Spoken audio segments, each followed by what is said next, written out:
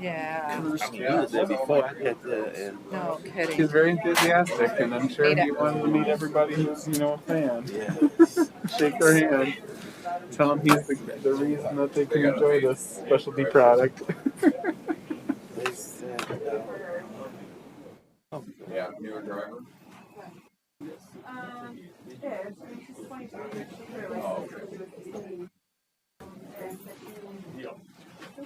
Whoop, my phone off. yeah, I just turned mine off. Well, put it on site. Ruining Then everything. I'll forget to turn it back on, and then people keep calling me and they throw fits. Oh, yeah, every time I say them, that's the, I guess that's the new age. But just, okay, let's see if I can give it that type of look. Yeah. The working look, That's right. Yes. but it ain't working. There you go. There's just that problem. Maybe that's unemployment look. I don't know. My son just started driving. It is 5:31. Hey, we got a city manager and we'll get ready. Accelerator, brake, accelerator, like this, Ready. We're going. Okay. Good evening, everybody, and welcome to the City of Muskegon City Commission work session for Monday, October 11th, 2021. Before we begin, I'd like to recognize those people of the First Nations, our Indigenous brothers and sisters, this day, October 11th. First item on the agenda is Mayor's Institute for City Design report. And who will be leading out on this? Our Deputy City Manager, correct? Okay. Before Deputy Manager Mike Sell digs in on this, I'd just like to bring the public up to date that we had met, I think, back on August 26th with our friends and neighbors in the Jackson Mill neighborhood on this topic item. This past year, I was invited as an alumni mayor of the Mayor's Institute for City Design to participate in a second study of Muskegon, the first in 2015, about people and the places they live, move through, and interact with, and how you and I as neighbors can best increase the positive experience of living in our neighborhoods and within the city of Muskegon in our daily lives. I said yes, I'd like to participate, but that was after staff said yes, that we would participate, because the lion's share of the work, of course, goes to our very dedicated staff members. In discussing a target area, staff suggested Jackson Hill was to be our focus area, not just because this neighborhood has needs, but because of the strengths that the neighborhood has to build on. Jackson Hill neighbors have a keen sense of history, a dedication to neighbors, and a commitment to stick it out and work it out, and they love where they live. So what will be shared today is what was shared with neighbors back in August, but now on a wider, with a wider audience. And what is shared is not a prescription that anyone has to take, but observation and ideas offered by fresh eyes of talented individuals whose mission it is to make places we call home the best places to live. We'll make this presentation, and you'll see ideas, and we'll ask for stories in the coming weeks, and your ideas how we can together weave an ongoing tale of a beautiful Jackson Hill and the folks who live there. And from what we learn through this process and tomorrow's successes, we can move the effort citywide, building up the entire community through our shared stories and our strengths of working together as neighbors. So with that, I give you the our Deputy Manager. Thank you, Mayor. So I'm going to be sharing with you the results of the report that we received and some additional information on what we heard from the neighbors when we did have that meeting. So the mayor referred to the Mayor's Institute. It's a leadership initiative of the National Endowment for the Arts, and it's in partnership with the U.S. Conference of Mayors.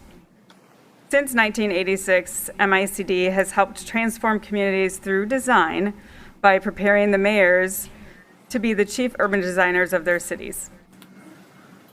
Our mayor received this grant, as he had mentioned, because he had had this past experience working with MICD. And we wanted to focus on Jackson Hill because we know it's a safe, stable, neighborly place. And we know that it's ripe for development. So what we wanted help with was figuring out how we can get better investment equity and identify new commercial development opportunities in that area. So we were assigned two technical experts. Ted Landsmark is the director of the Dukakis Center, a distinguished professor at the School of Public Policy and Urban Affairs at Northeastern University in Boston, and Drusilla Van Hengel, who's a principal with Nelson Nygaard. That's a consulting firm committed to mobility, accessibility, and sustainability for all, and she works out of their Portland, Oregon office. So Ted and Drew led us through this process where we focused on partnering with the residents so that we could define a vision, assisting neighbors and businesses so that they can all find success, encouraging development which fits the character of this neighborhood, and bridging physical and social barriers to the economic success we seek. So, in the process, we wanted to make sure that we were relying on the background and the history of the neighborhood. We want to focus on investing in people. We want to consider our opportunities and our challenges. We did some community interviews to seek input from the neighbors. And we ended up with a report that gives us a phased approach on recommendations. And one of those recommendations is to make sure that we are continuing with ongoing communication with the neighbors. So you can see the questions on the right-hand side that were posed to the original stakeholders. So we used a planning process where we focus on outcomes. Again, we invest in people. We build on the community assets, and Jackson Hill has many. We address barriers. And we did have these initial stakeholder conversations where Ted reached out to specific different groups, neighbors, leaders in the neighborhood, businesses, realtors that know the area, people like that. And sorry, Jeff distracted me. So then, again, we talked about having this continuous conversation. So if we're going to be looking at investing in Jackson Hill, how do we make sure that we're having constant conversation with the neighbors and making sure that what we're doing fits? So, like I said, we've got these recommendations in there in phases. So this first phase is really about celebrating the identity in Jackson Hill. And these are items that could be implemented very quickly. So we've got ideas for events, banners, murals, and highlighting some landmarks. These would all celebrate Jackson Hill's rich history and showcase the importance of Jackson Hill to the city and the wider region. Another idea, which was already on staff's radar, was to do a better job of addressing the dumping that happens at Green Acres Park. So, we've already been doing some additional work to have a few more eyes on that park at all hours of the day. We actually have installed some cameras. And as many people know, we already have dumpster days and recycling events, so we'll keep doing those things. But we do want to have a more concerted effort here. I talked about the community assets that we have in Jackson Hill, and they have a number of really lovely parks. So we talked about events that we could hold that would be community gathering events at these lovely parks and make sure that they're getting utilized and that attention is drawn to them. So we've got these ideas of maybe having a food truck rally paired with a Port City football game to not only highlight small businesses in our community, but this group that is doing a great job in building character in young people. We thought about having movies in the park. Actually have already talked to Ann about this one because I thought it was pretty exciting. And it sounds like it's very easily done. So, and then, you know, a 3-on-3 basketball tournament. We know how many people in our community like to play basketball, and we have a number of basketball courts at Smith Ryerson. So one of the other ideas that came in this early recommendation is really focusing on the history of Jackson Hill. It's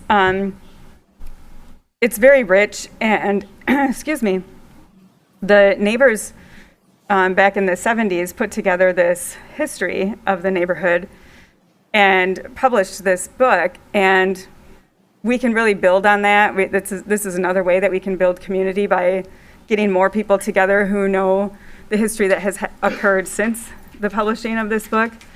And it might be an idea, too, to work with our educational partners and get some college students involved in helping the community as well. So when we had this conversation with the neighbors back in August, it was a nice dialogue. And it, you know, we certainly prompted them to offer us some ideas. And then once the conversation started, I think people were more comfortable and more conversation occurred. And so what we heard at that meeting is support for the movies in the park idea, more programming at the parks, some additional incentives for neighbors to upgrade their homes, and classes to increase home ownership so more people can build that generational wealth that comes with owning a home. Okay, on to the phase 2 recommendations. These are a little bit longer term, probably able to implement within a year, and these would really strengthen the regional identity. So again, you know, we have these beautiful parks, and there are ways that we can add interest that aren't terribly expensive, but take a little bit more planning, and would draw more people to the parks and likely be ways that people could share on social media where they are and draw even more people into the Jackson Hill area. So ideas to add some art at the parks, and again, another way that we could partner with our colleges and even high schools in the area to maybe even hold a competition for who gets to design the art that goes there. There was also quite a lot of conversation about having some temporary commercial options. So what we're looking for are things that would really serve the neighborhood. You know, we hear a lot about the need for better grocery options for people because we don't have many grocery stores in our city. And other things, basic needs, you know, like a barber or a hairdresser, things like that, that everybody needs all the time. And we even talked about service, other service options like potentially medical help, just like a walk-in clinic of some sort. We want this to be in walking distance within most of the neighborhood, and it can really serve as a small business incubator. What's shown in this picture is a bazaar that happens in Milan, Italy on a weekly basis. And this is something, you know, I mean, obviously this is large, but it's been very successful. As far as I know, I think it's been going on for 10 years. So this could be a really nice way for us to incubate some business in that neighborhood. Second idea in this a little bit longer term phase is really focusing on programming for youth. And we did hear from the neighbors on this too. They really see that the youth have been struggling, especially with what has happened with COVID and them being unable to attend school in person. So, you know, we have some ideas where we can partner with churches, we could offer Wi-Fi so that they have an easier time doing homework, even could provide tutoring help for students. And then doing some social and recreational things too. Neighborhood marching band was raised, where we could, support kids that would want to participate in something like that. And from what I understand, the reason this one was chosen is that, you kind of have to have some talent and skill to be in a sport. And there's certainly talent and skill that comes with a marching band, but it could serve a wider audience. So the neighborhood feedback that we received at the August 26th meeting, they were excited about that marching band idea, and the idea to have some programs for smaller developers who are already living in our city, and looking for ways that we could mentor them so that they would know how to work with the city in a more efficient way.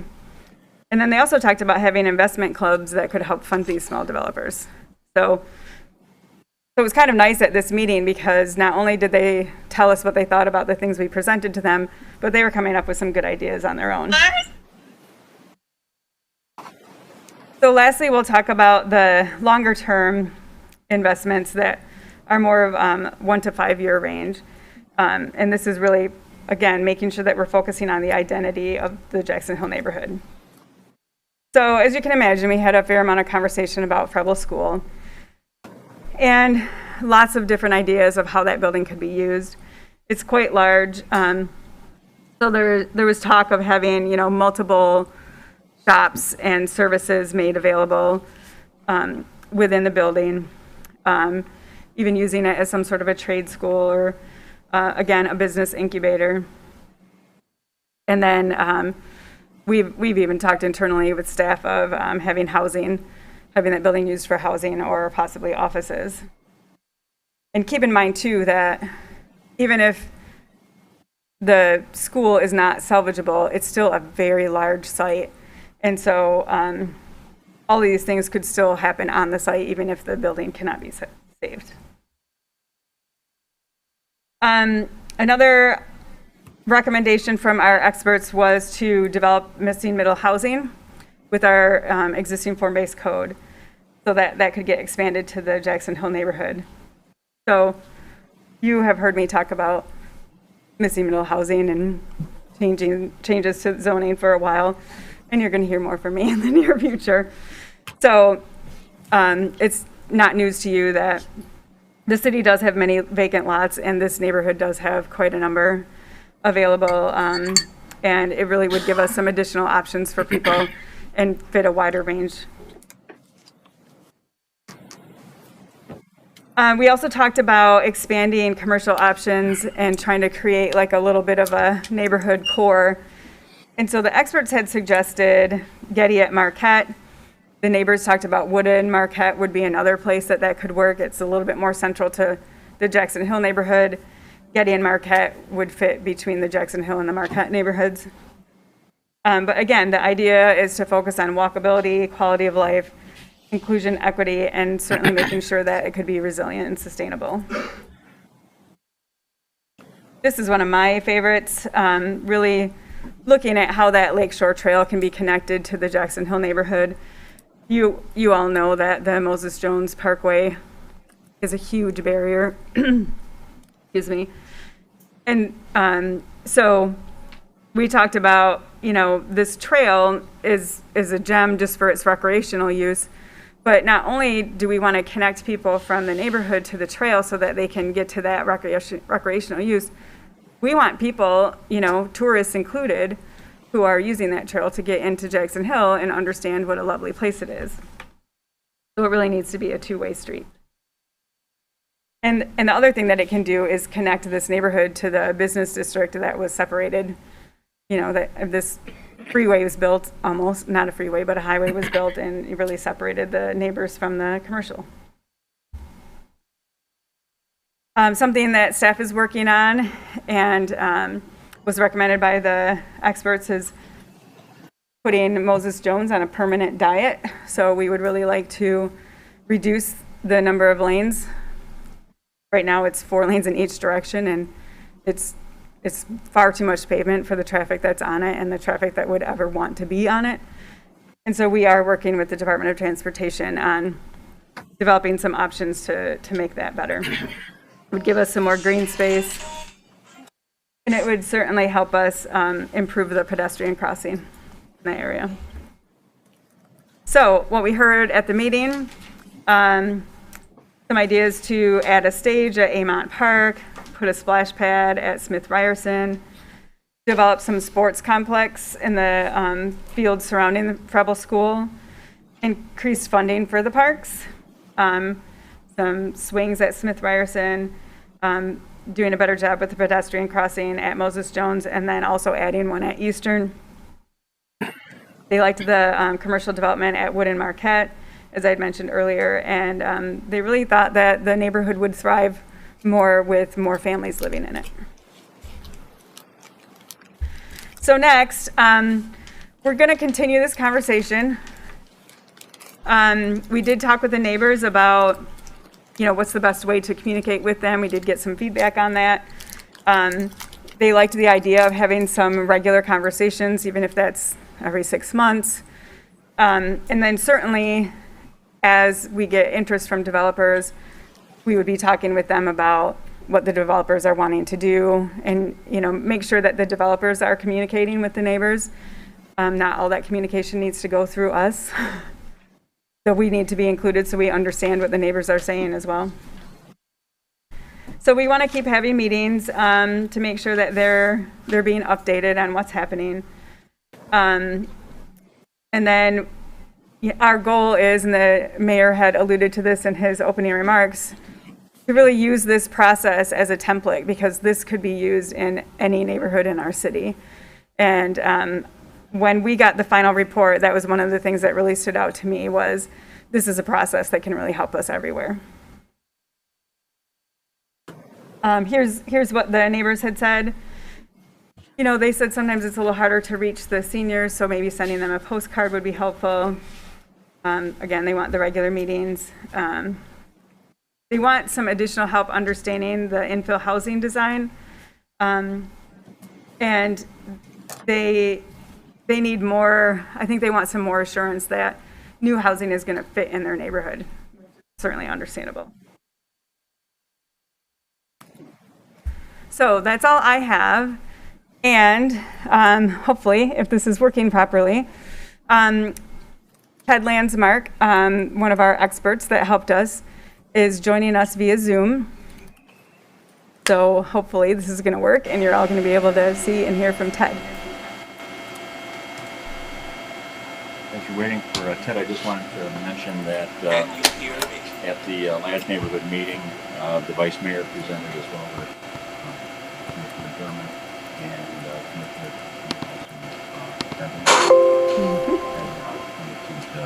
interaction, listen to our neighbors in Jackson.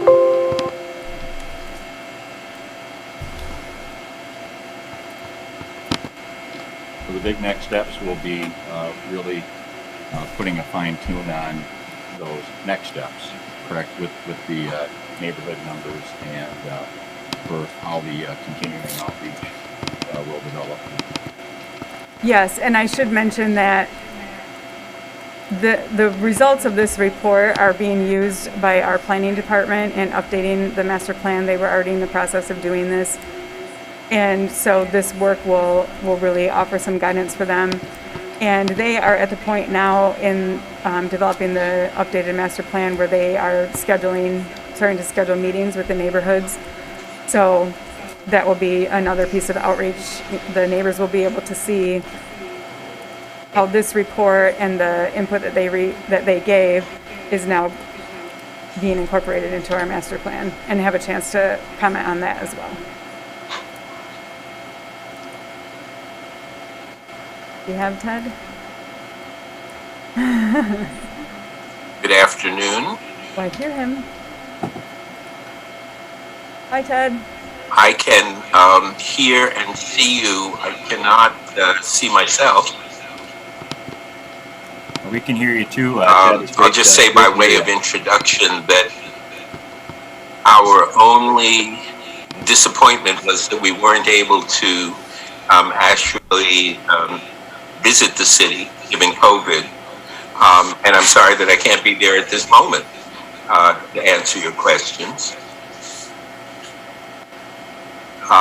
I will say that the team, which was made up of both folks from the East Coast and the West Coast, brought something of a national perspective to the work we were able to do. We were really delighted to be able to work with the mayor and the staff, and we found the community to be extremely receptive and very open to moving forward with the kinds of recommendations that we put forward. I'll just say, in terms of our framework, that we know that there's some major things that can happen in this neighborhood over time, including what might happen with the school and what might happen with some of the services.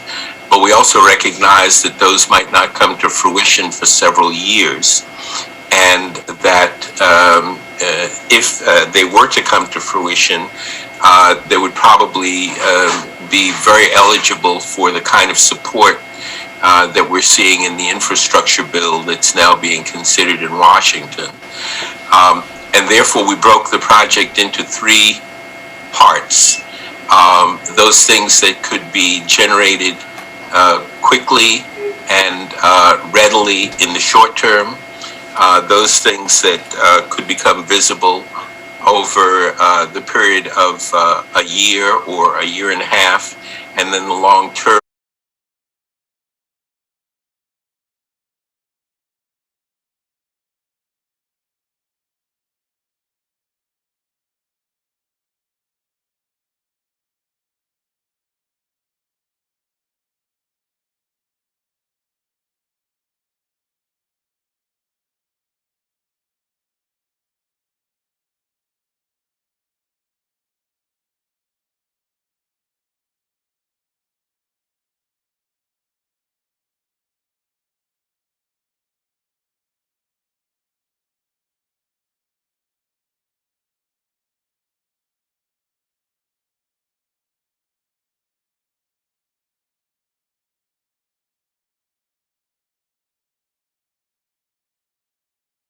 You ask a question. Well, it's great to hear your voice, Ted. Wish we could see your face. I miss you. It was a wonderful process through the months leading up through the final report. And at this time, do any of my fellow commissioners have any questions for Dr. Landsmark, Commissioner German? Oh, yeah. Thank you, Mayor. And thank you for joining us, Mr. Landsmark. One of the concerns that I have, and first of all, I'd like to congratulate you and your staff on an excellent report. This has been an area that has been very long in need of some development and a project like this. But one of the main concerns is when I looked at the report, I saw the opportunities and I looked at the challenges. And this is something that I always talk about when major and huge developments come about in these neighborhoods, and that's the gentrification and displacements. It has happened with other developments in this community, and I think sometimes they're not looked at as really being gentrified, but it's almost inevitable, I would think, if a large-scale project of this would take place. And could you just kind of elaborate or just kind of give me your vision on what you seen when you did this in your report?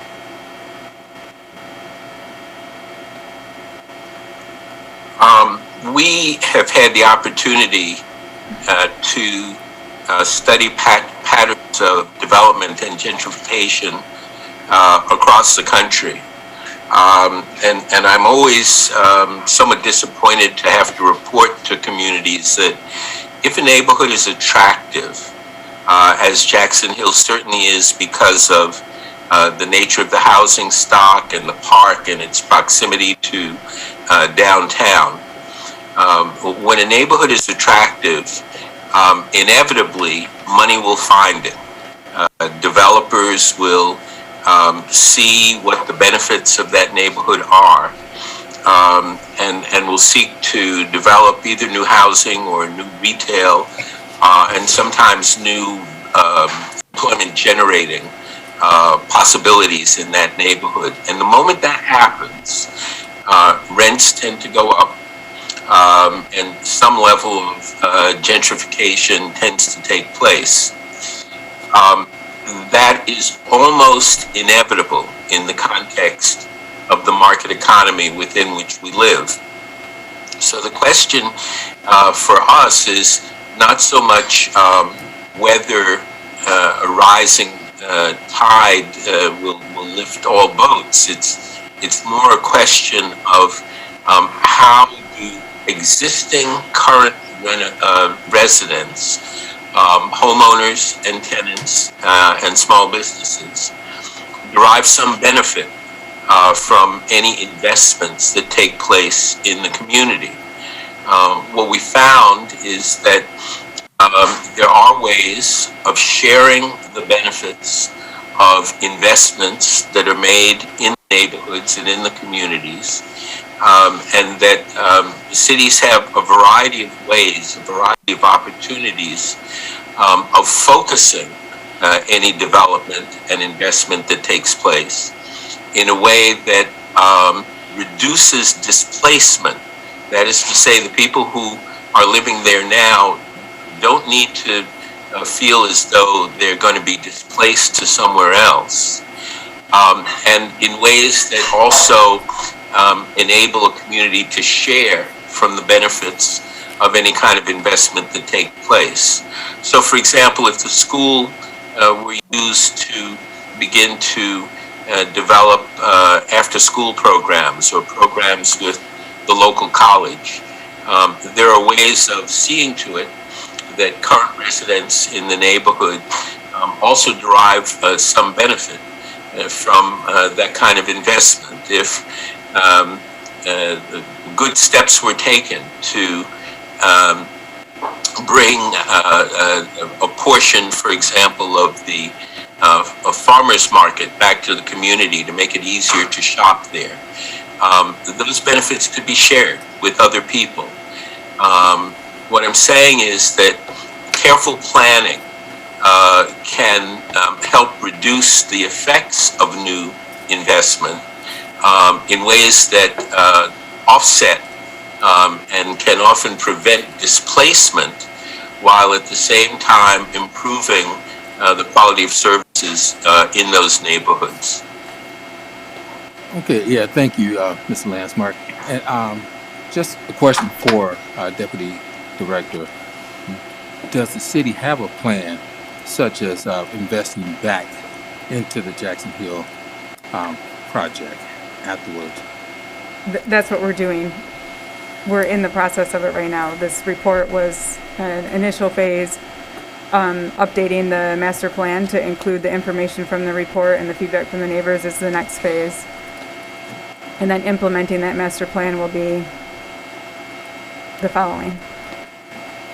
But a plan to protect the citizens that want to stay there and not really be pushed out.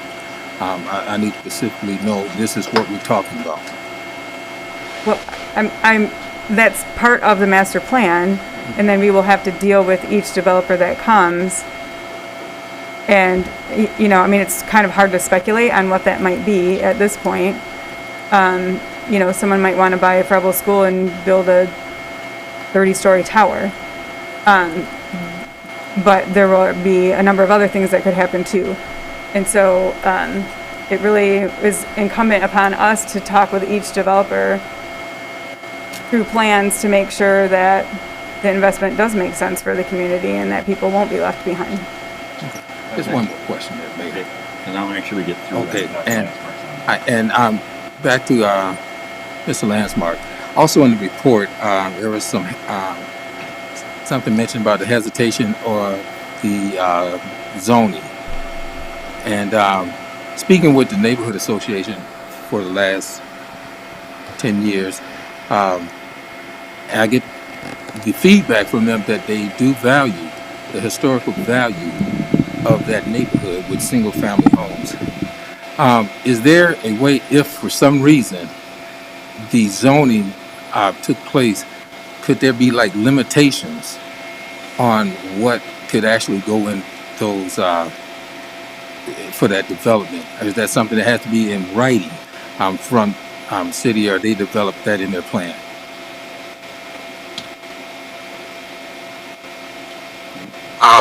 We found that there are a variety of guidelines and restrictions that can be built into new development covenants that can protect the character of a neighborhood, and this was clearly a neighborhood. As I say, we were disappointed not to be there because it's clear that the residents really love the neighborhood for a lot of very good reasons. But there are ways of protecting the character of the community and the neighborhood through both guidelines and restrictions. And what we found was that particularly because there are vacant lots in the neighborhood that could be planned for in ways that would guide and bring focus to new development that would come into the community, that there are a range of ways of moderating the investment direction so that the community's character is sustained at the same time that new people come into the neighborhood and new small businesses are developed and new services are provided. And it's purely a matter of how your planners focus on both hearing what the community wants at this moment and also envisions what the community could become into the future. Thank you. Thank you very much. Thank you. Vice Mayor, anything? Commissioner, anything to say anything? No, I think it's a great start to a plan. I like a lot of the elements of it. So, And again, the starting point for the conversations and for generating the ideas in the neighborhood. So, Commissioner Emery? No, I'm liking the beginning of it anyway. Commissioner Johnson? Yes, thank you, Mr. Mayor. And thank you, Director Mike Sell, as well to Dr. Lansbury for your work on this. This is very important work in terms of the community engagement, in terms of long-term planning, and making sure that we're moving forward in a fair and equitable way of developing these neighborhoods in concert with our neighbors. So thank you for those efforts. I do have some questions about process, but then some remarks about outcomes and some excitement about going forward. But I was wondering, in terms of the community engagement, there was a forum that happened in August, and then there were interviews with a select number of people. Was there any other engagement outside of those two avenues?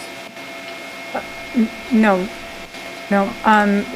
Ted actually was the person that conducted the interviews with the stakeholders. That was done really at the very beginning of the process, and then that was used in developing the report. And then, we wanted to share that information with a wider audience and get additional feedback because, they had wonderful input. And there's still a few people, and so we wanted to keep getting information. We did provide an email address and other ways for people to make comment.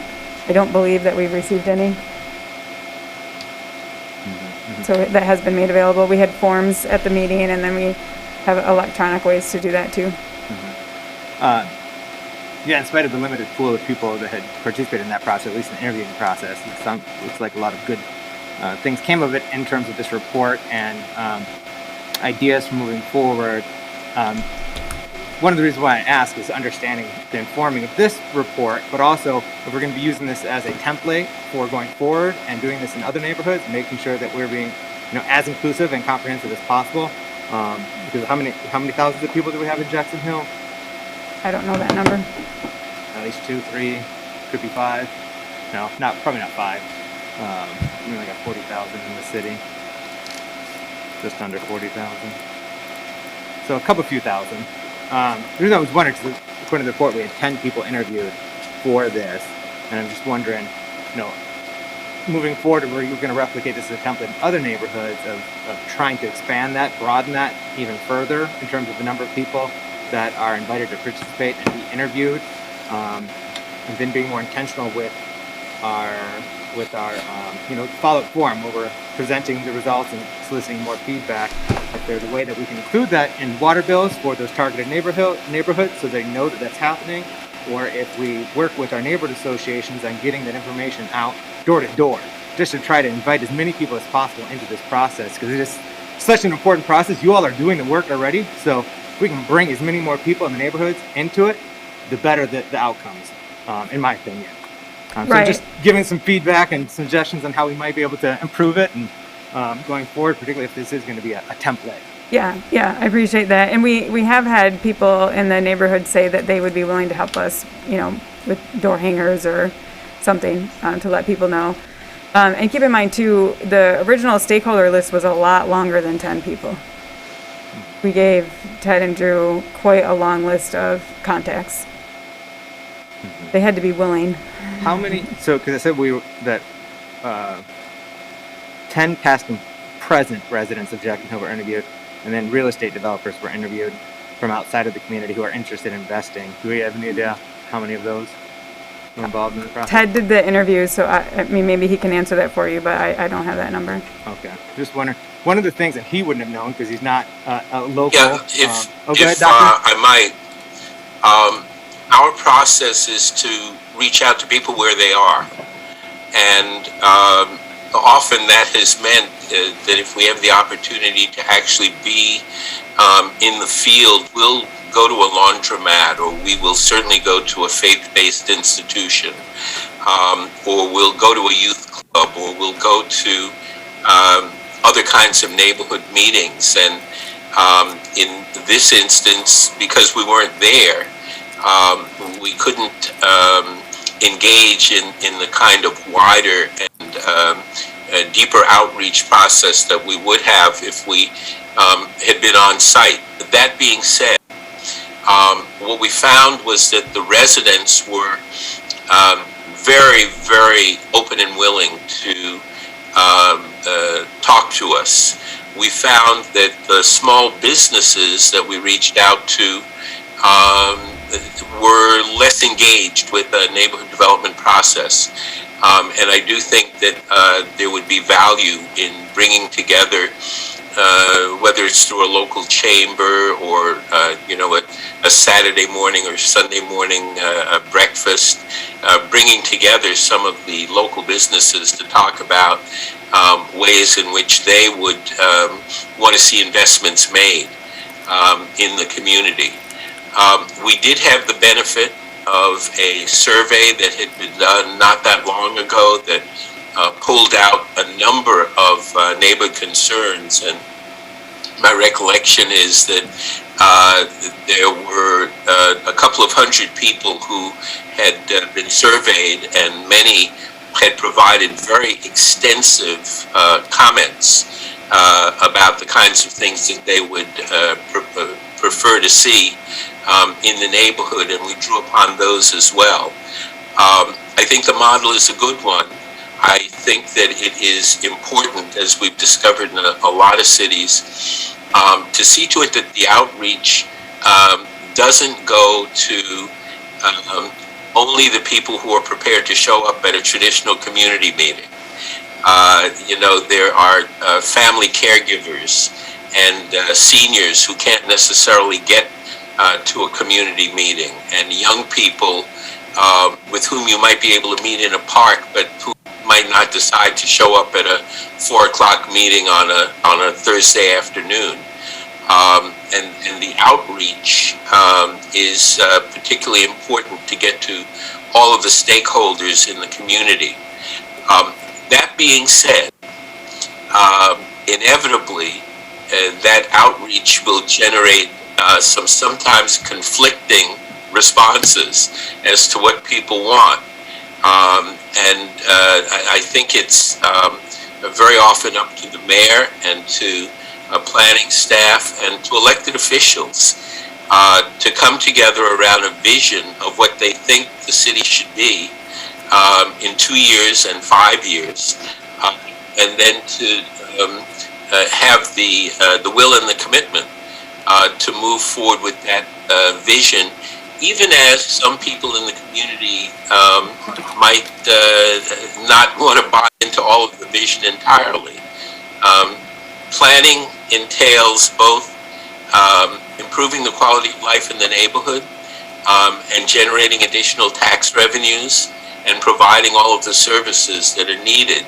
And that means reconciling sometimes differing opinions. And again, in my experience, having served in a number of mayoral administrations, the goal is to reach a consensus on what the city aspires to be in 3 or 5 or 8 or 10 years, and then to move forward with that vision.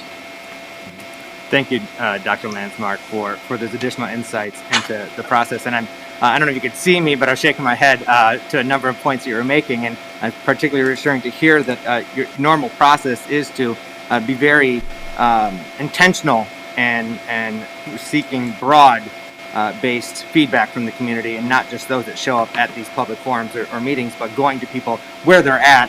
And a little bit different situation right now given the pandemic, but I'm happy to hear those insights. And one thing you wouldn't be aware of because you're not from Muskegon, but around that time, what was it, end of September? I guess your study might have been done by then.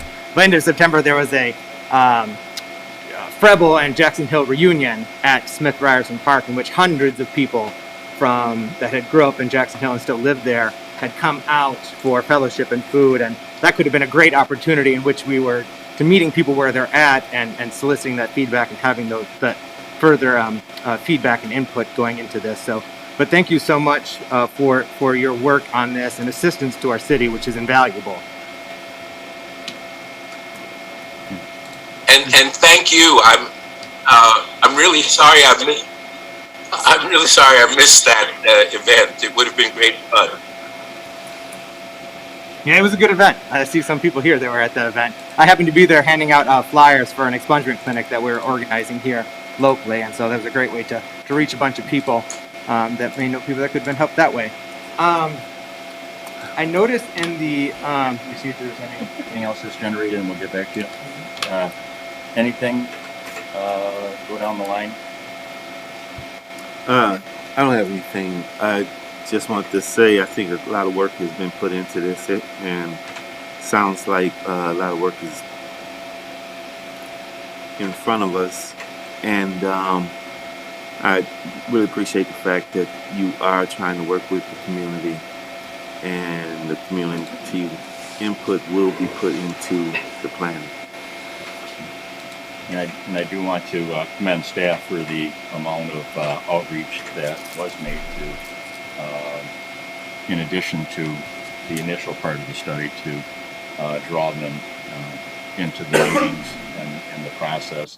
And again, we'll continue to do so. And it's incumbent on all of us here, to continue to make sure that we draw in our fellow neighbors for the conversations ahead.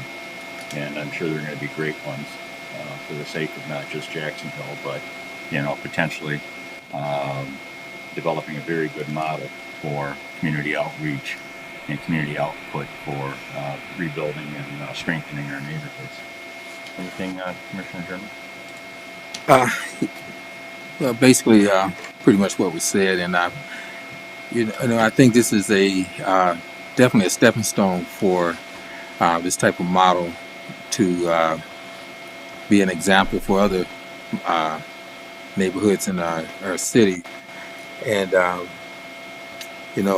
a commissioner over Ward 2, which includes the Jackson Hill area, um, I would like to see a project of this magnitude succeed, but also see the community itself benefit from it more than anything, and the whole city of Muskegon. So I'm willing to work with, the mayor, fellow commissioners, and staff, on your plans. If there's anything that you need help on that I could be instrumental on, I'd be more than happy. And I think we have to be aware that, that's definitely the intent of what's been proposed here. Is that keen focus on what's best for the neighbors. And as in my opening statement, we're not coming with a prescription. Here, take these medicines. It's, here's some ideas. Right. What do you want to see? How do you want to grow your garden? And how can we best partner in this? Using the lived experience within a neighborhood, and then see how the expertise of our great staff and other great people like Dr. Landsmark or folks closer to home can really help build up the community. And it's not that we're presenting something huge as much as we want to present something dynamic, and vital and beneficial. And that's the key. We don't have any architectural drawings here. What we do have here is a real desire to excite people and use that community energy, that sense of spirit, to continue to build up that sense of place, the place people call home. Commissioner Emery?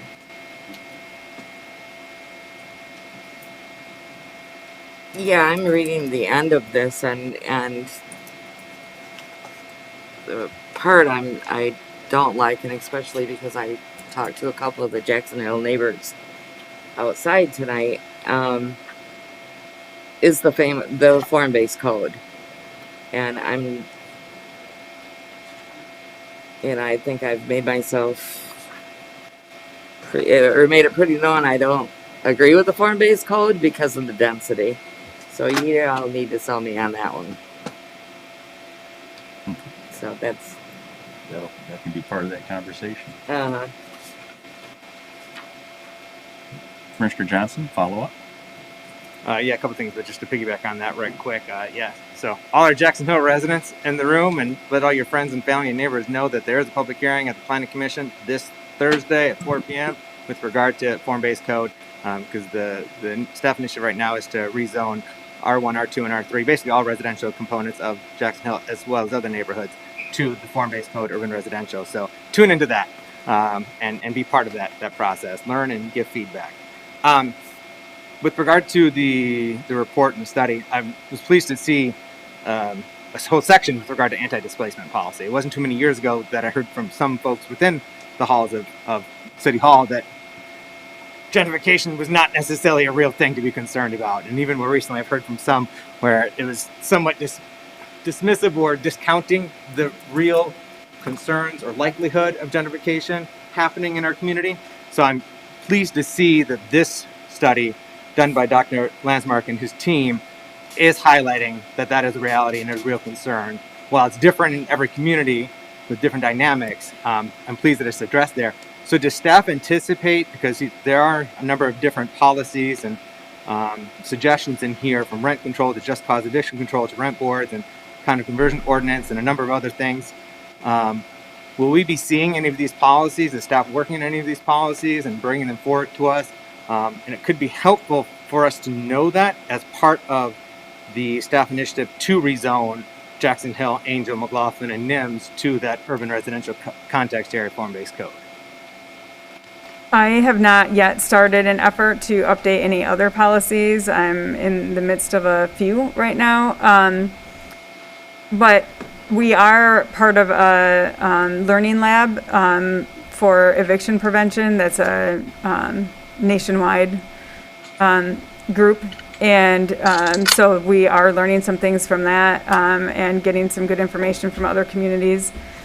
So, I know one of the meetings that we had, we came out of with a really nice tenant bill of rights and some more things related to rent controls and things like that. And so we're looking into those things, but we're not at a point that we're really developing a policy. Okay. I know that form-based code's coming to us by the end of this month. If you can give us insights or something as to where your outlook is, that could be helpful as part of that discussion or conversation.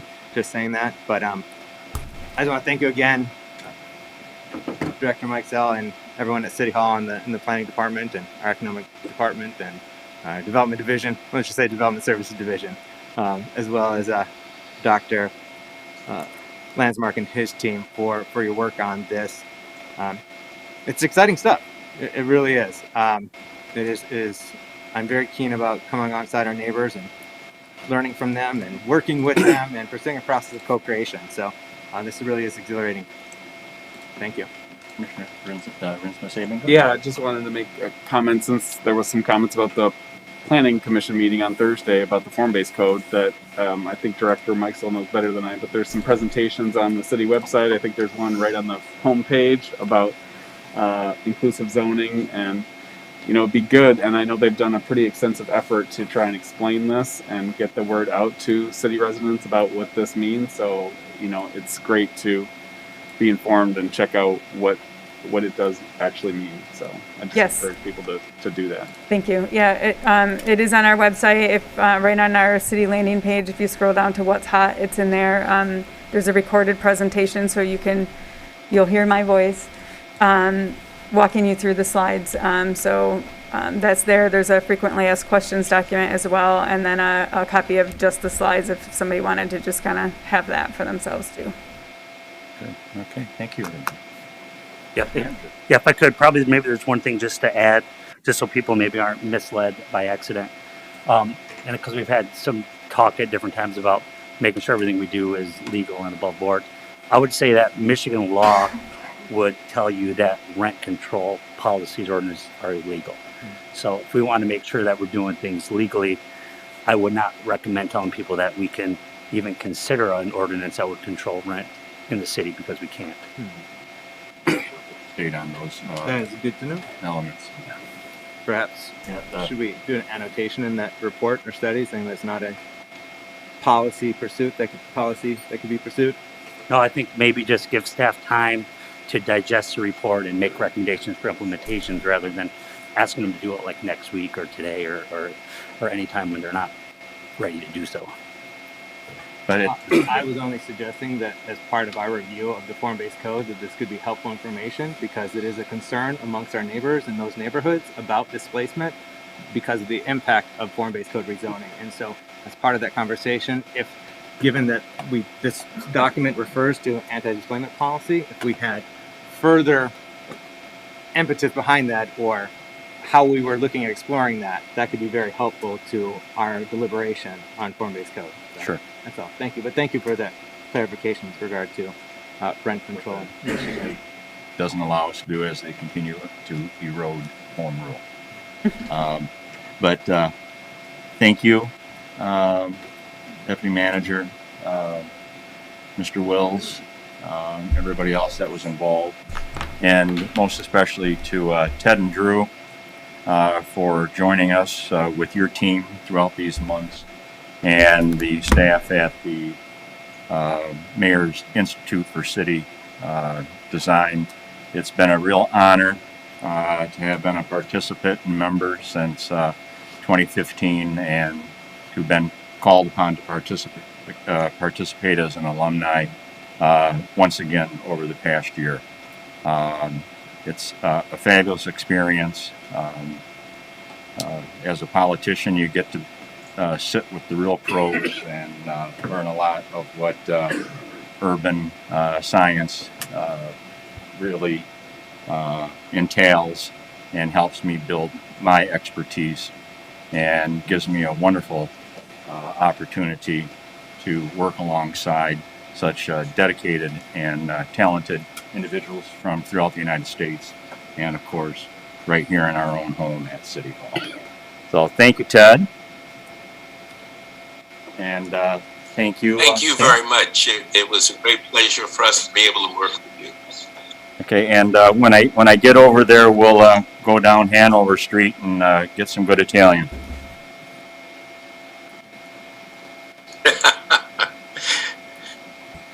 All right, thanks very much.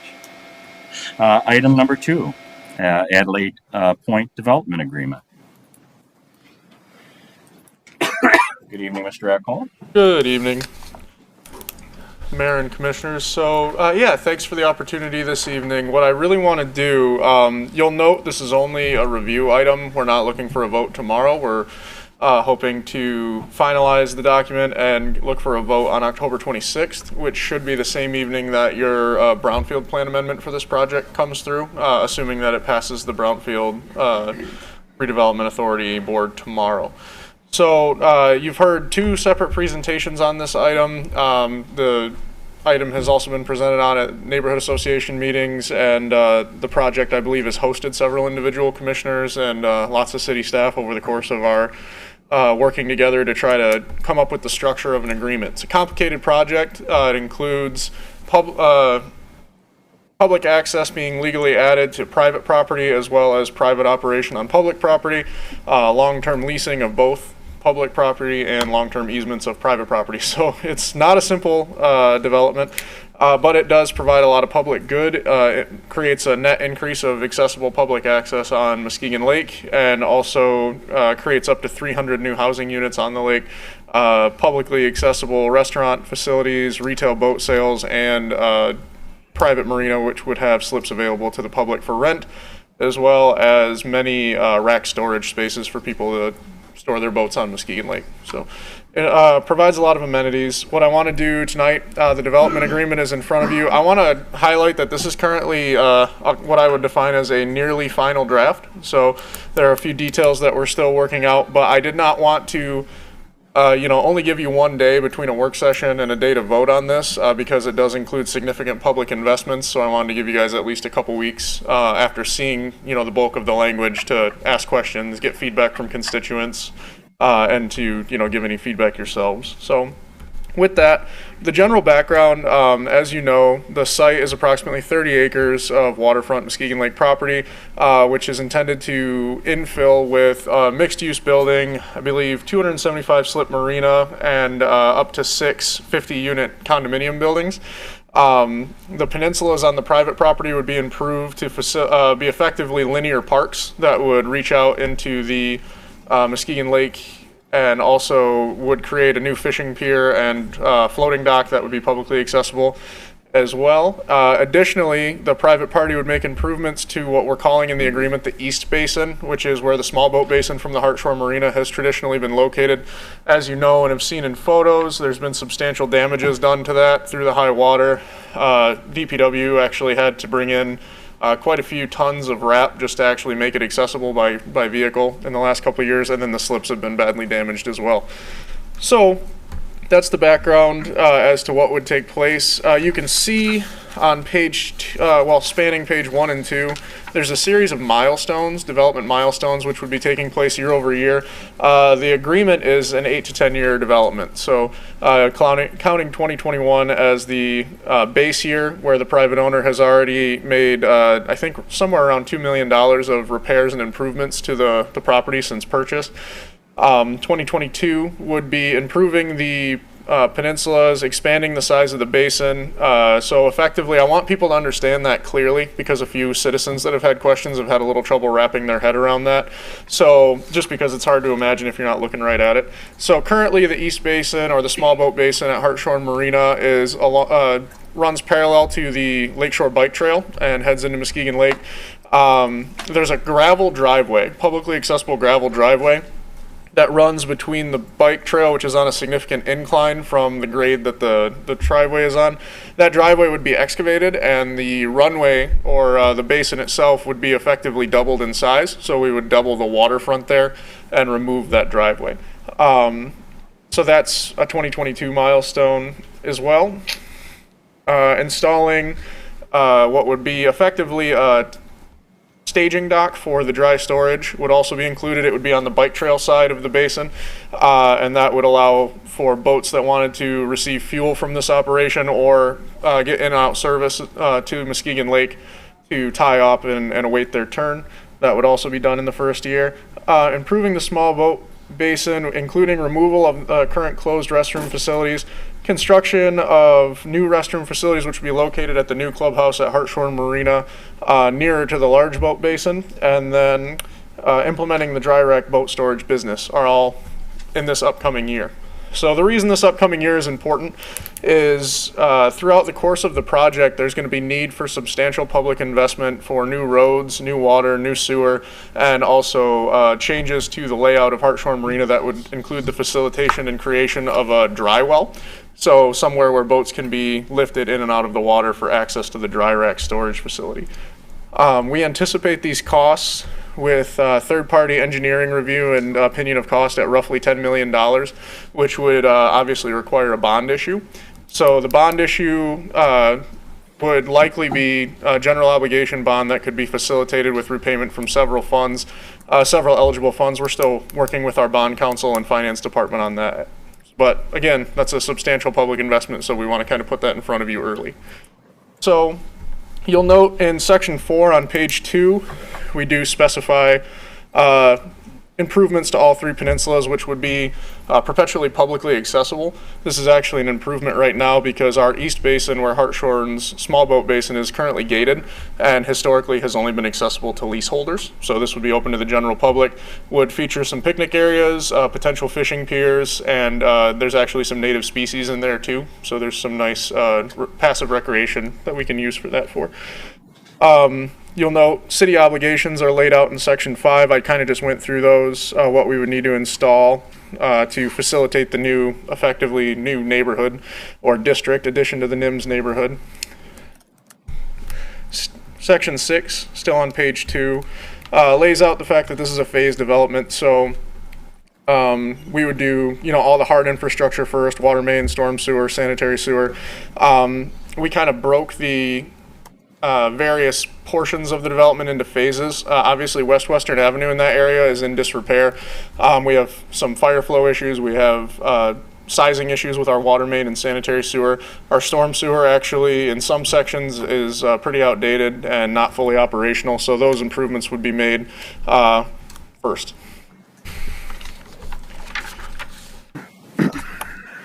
So you'll note there's a section in here that specifies public federal and state grants that have been applied for and we're hoping for funding on. They include a boating infrastructure grant, which has been referenced in previous presentations. We are also utilizing potentially a PA 381 Brownfield Eagle TIF, which would make the project eligible for TIF loans or TIF grant. We are engaged with MEDC to discuss the viability of their engagement on this project as well. I believe the developers also worked with MEDC in early conversations. So this just sort of lays out, any potential state and funding sources that could be applied for or could be anticipated to be applied for by the developer. Those grants received by APQ, Adelaide Point Qualified Opportunity Zone Business, which the city was the applicant or the proceed.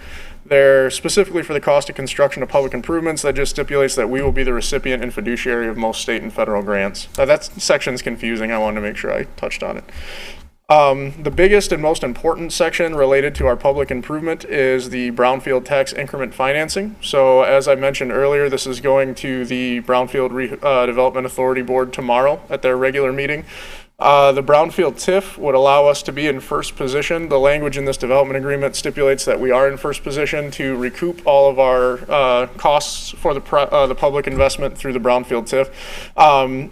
At local only capture, with approximately 40% of project value accomplished, we would pay ourselves back in 12 years. Which is ahead of the schedule on a 20-year amortization on the estimated bonds. In the event that the entire project is built out, the total project value would take a total of 9 years of TIF capture to recoup the city's costs, which would include principal on the bond as well as interest. So that's our proposal as to how to pay back the city's coffers for the public investment. Eligible activities, just for the sake of everybody's edification, most of us here have experience with Brownfield, but they include demolition, baseline environmental assessments, public infrastructure, and any other planning and work plan documents on our side, including engineering. The costs are going to be incurred on both sides, so it's important that we've negotiated that the city's public improvements will be in first position on that TIF. Through many iterations and a lot of patience on both sides and good partnership on both sides, we've, had various iterations of who's going to be paid back first and when and in what portion, and well, okay, you buy this and we'll fix that. And, we finally landed on the simplest option, which is often the best option, which is the city gets 100% paid back for the roads, water, sewer, and improvements to public property, including the lift well, and then the developer is in second position where they start to recoup their eligible activities in the brownfield once we're paid back in full for those investments. Page 5, I want to highlight the reimbursement process. I'm not going to read that ad nauseum. It's quite long, but it does highlight the specifics of what I'm referring to in the reimbursement. It's boilerplate language that you'll see in most of our Brownfield TIF agreements. So it's important that this Brownfield TIF get created this year. I've now moved on to page 7. Please read through at your leisure. But page 7, section 13, allocation of base value and priority of reimbursements. So it's important that we get our Brownfield TIF established this year because as we know, TIF stands for tax increment financing for the public's edification. So the base value of this property right now on the tax rolls is approximately $904,000 for all parcels. It'll be uncapped at the end of this year and it will go up. The developer has already made approximately, as I said, I think $2 million plus minus of improvements. Many of those are taxable improvements. And the property acquisition was higher than what's indicated in the taxable value. So once that uncaps and improves the taxable value, we will capture all that increment. So the difference between 904 and whatever ends up at will be our initial vehicle to start paying ourselves back on that. So, as you read through there, another important factor I want to highlight on page 8, subsection E, is a consent special assessment. So this section is in here. The amount is accurate. There's some language that we need to move around, but it will still remain in force in effect. The excess cost and special assessment. So effectively, the developer has agreed to a consent special assessment of $1 million, which is considerably larger than some of the ones we've seen in the past. The reason for that being that we didn't have to put in so much public infrastructure for some of our previous developments. So in the event that they were to default on the agreement, long story short, they would have $1 million consent assessment on the property. And then you'll note, I do want to point out, a lot of the last sections are just, pertaining to assignment or severability, pretty boilerplate language. But I do want to note, there are many exhibits that will be prepared for this final document. Some of them are dependent on the Brownfield Authority Board passing their portion, the amendment, and both the Brownfield redevelopment agreement and this agreement will be exhibits to one another. So again, it's a series of complicated legal documents, but the big, long story short is that we're looking at probably about $10 million of new public investment to facilitate a total taxable value on the high end, if everything is built, of about $225 million, including the 6 condo buildings, the multi-use building, the marina. I've been working a little bit to research how marinas are taxed exactly. It's kind of complicated. And then keep in mind that each one of those condominiums is separately taxed. So it's kind of a conservative approximation is about $225 million if everything is built. I kind of like to fiddle around with the numbers, and I did a 40% completion build out, and it still creates a substantial new taxable value. So if the multi-purpose building, the marina, the improvements that have already been made and continue to be made to the existing structures, and one condo building were built, it would equate to approximately $1.1 million of new general fund revenue for the city. If the entire project is built out, you're looking at more along the lines of about $2.6 million in new general fund revenue. To put that in perspective, our general fund is about $33.5 million right now, so it's about an 8.5% increase to the general fund. With that, I'd take questions. Okay, thank you. Any questions for Mr. F. Holmes, starting at this end? Mr. Muskegon, got anything? No, not at this time. Yes. How long will it take to capture these taxes revenues? So we will start capturing next tax year as long as we establish the TIF this year, which is what I was explaining to why it's important that we establish the TIF district for the Brownfield in this calendar year, because at the end of the calendar year, the property value will uncap. And so the existing structures that the developer has improved, as well as the purchase price, will raise that value, and we'll actually start seeing money in that first tax year. And then as things are built, you know, the way the property taxes will work is you're going to get taxed at whatever the value was December 31 of the previous calendar year. So say a condo building gets built in 23, you'll see it on the tax rolls in 24. Does that make sense? Yeah, and to fully capture all of the taxes, we're looking at what time period? Like what? Well, so 9-year time. The final building is projected at 2030. Okay.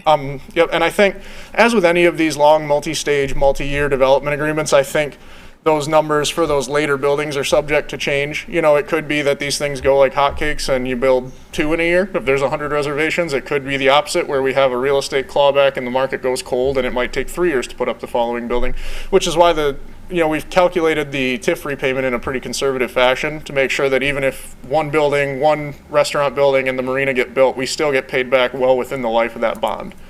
Okay, just one last question. And when you said city obligation, when you talk about water and sewer, the city's going to go ahead and fulfill that obligation as well, and then recoup the cost later. Yep. All right. Okay. Now, for this, like connection for water fees or anything like that, are we waiving those or what? We have not proposed to waive the fees, and they're not. It's not in the current iteration of the agreement. Okay. Thank you. Commissioner Emery, anything? No. Okay.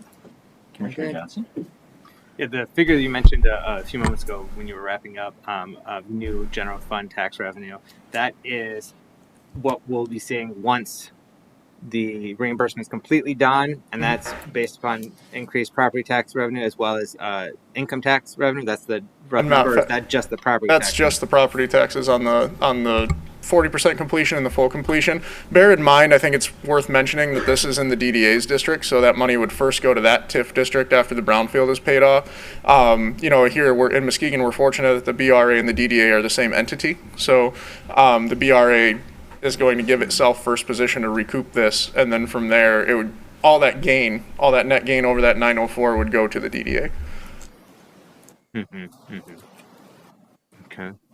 Is there, that begs the question, is there a discussion with the happening tomorrow with the DDA? As you know, let's say this does get paid back in 10 years, that the DDA is not capturing 100% of the incremental growth thereafter, and there's going to be some pass through to the city's general fund. I will caveat this with it is dependent on the DDA's board, and I will respect their decision. Our goal would be to request some sort of percentage pass through to the general fund so that the city's public services can be broadened and expanded pursuant to the fact that there are new roads, new maintenance required for fire hydrants, water, sewer. And I mean it's a big chunk of change. It could really help the DDA. I would like to see, as a citizen and as an economic developer, the DDA have resources. And also to use those resources to expand onto Lower West Western as we develop that corridor where this is located. But that being said, I would like to see the DDA and would propose to the DDA that they would pass at least a percentage pass through of that new revenue post BRA repayment. Yeah, and I wholeheartedly agree with you. And with regard to having more resources go to our DDA, and then we can let the business improvement district fall by its wayside, and bolster our DDA and make those investments not only in that area but across our downtown. So I do agree with that, but I would like to see some pass through to our city's general fund and not kept just downtown. When you mentioned a moment ago to Commissioner German that payback expected by 2030, that's under the most robust vision of having 100% build out and being paid back within 9 years. Project completion is anticipated. Project completion is 2030. Yep, 2030. So if you look at the schedule on page 2 there, 2030 is where the last condo building is called for. If you look at the total taxable value created against the total P&I on the debt, it's a 9-year repayment. So if you stratify each building, we would be paid back by roughly the same year that building goes in. So when you say payback would be 9 years of 100% build out, that's 100% build out in 9 years. No. Well, let me qualify that. It's 100% built out on this schedule. our bond payment with the annual increases in taxable value, if that schedule is followed, the bonds could be, with principal and interest, could be paid off in 9 years. And that Brownfield TIF table will show that, and that will be an exhibit in this final document. And I can send you what's passed tomorrow, and I'll highlight, there's actually a section that addresses municipal financing, and you can see as the taxable value goes up, as assets are installed on the site, you'll see that it over produces over the principal and interest in the bonds at about year 3. And so if all those taxable values were allocated to principal and interest, we get paid off in project completion, which is about 9 years. So in the earlier years, we'll have to dip into our general fund to cover the shortfall in financing for those bonds. I think if you look at the estimations, it's the 3rd year that we start to be made whole. But it wouldn't. I would caution that I wouldn't assume it's just the general fund because of the business type activities that would be represented in the water and sewer, and then also the major and local streets. So is this envisioning then? Sorry if I may. Is this envisioning that if we do have a shortfall in the first few years, whether we're taking what fund have you that we're taking it from? Is this development agreement and the reimbursement envisioning that those things will be reimbursed as well in a timely fashion, early on, front loaded, so that they are made whole, so to speak, and then while continuing to finance the remaining payments on these bonds? it would be at the pleasure of the commission to pass a budget that would either use the revenues from that new tax to reimburse those funds in the following fiscal year, or the following tax collection, I should say, or overpay on the bond principal and interest. That would be up to you guys. What's your, if I may continue? Go ahead, then I'll see if anything else has come up. Go ahead. What's the duration that we're expecting for these bonds? So most GO bonds, general obligation bonds that we would take out at this scale, and I do want to again caveat that if bond counsel and the bank, the bond broker deems eligible, we could pursue revenue bonds for the water sewer portions that don't count against our borrowing limits as a municipality. It remains to be seen what the best venture would be, what the best debt vehicle would be. They'll typically have a 20-year AM on them, so we would want bonds that were callable so we could pay them off early.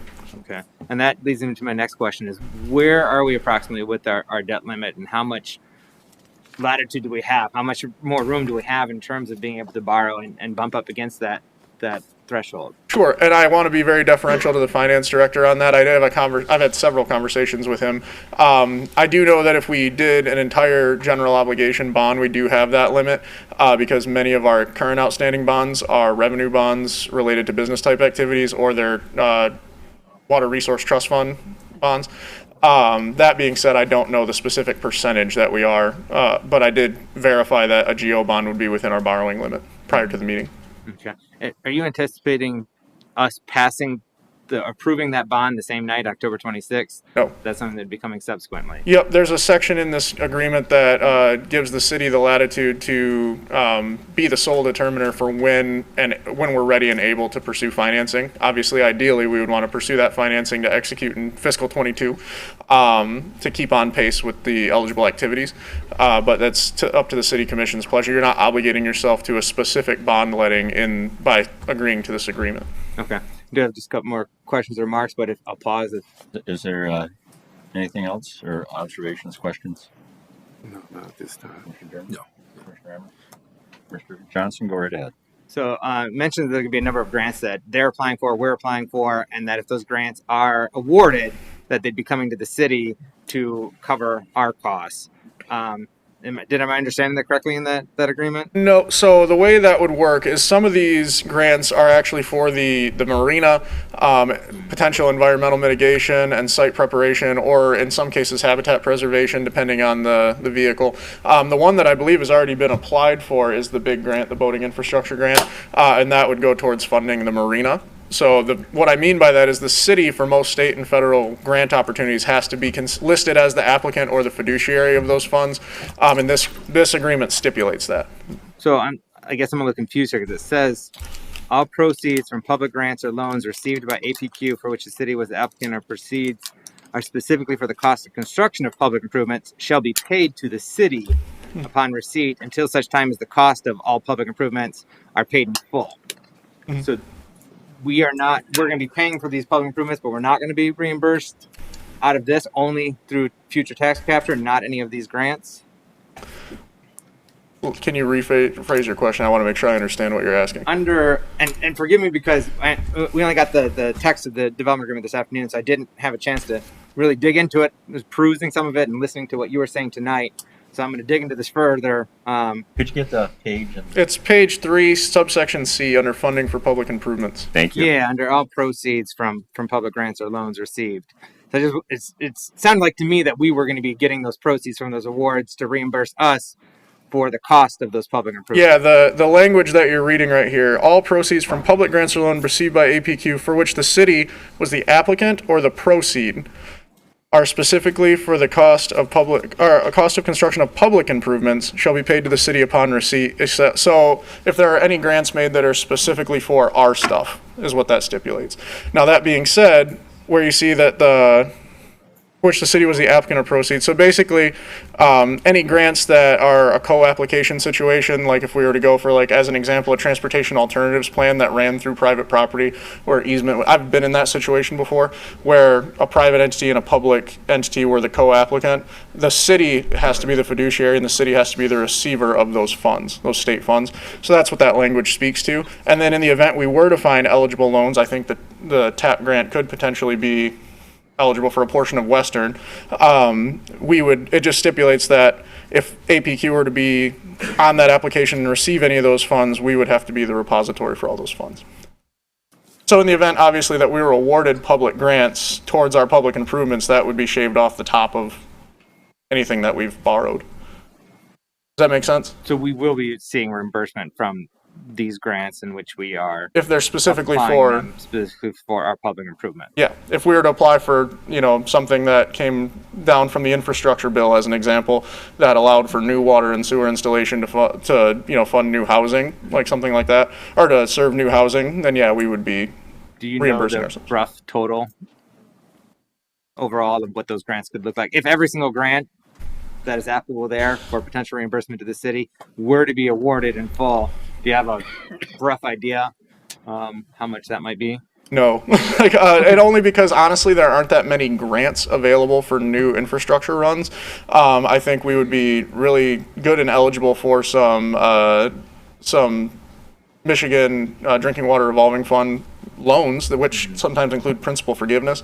Those are things that we are looking into actively. Mm-hmm. That being said, we have $34 million or so of other water sewer projects that we don't want to take away from.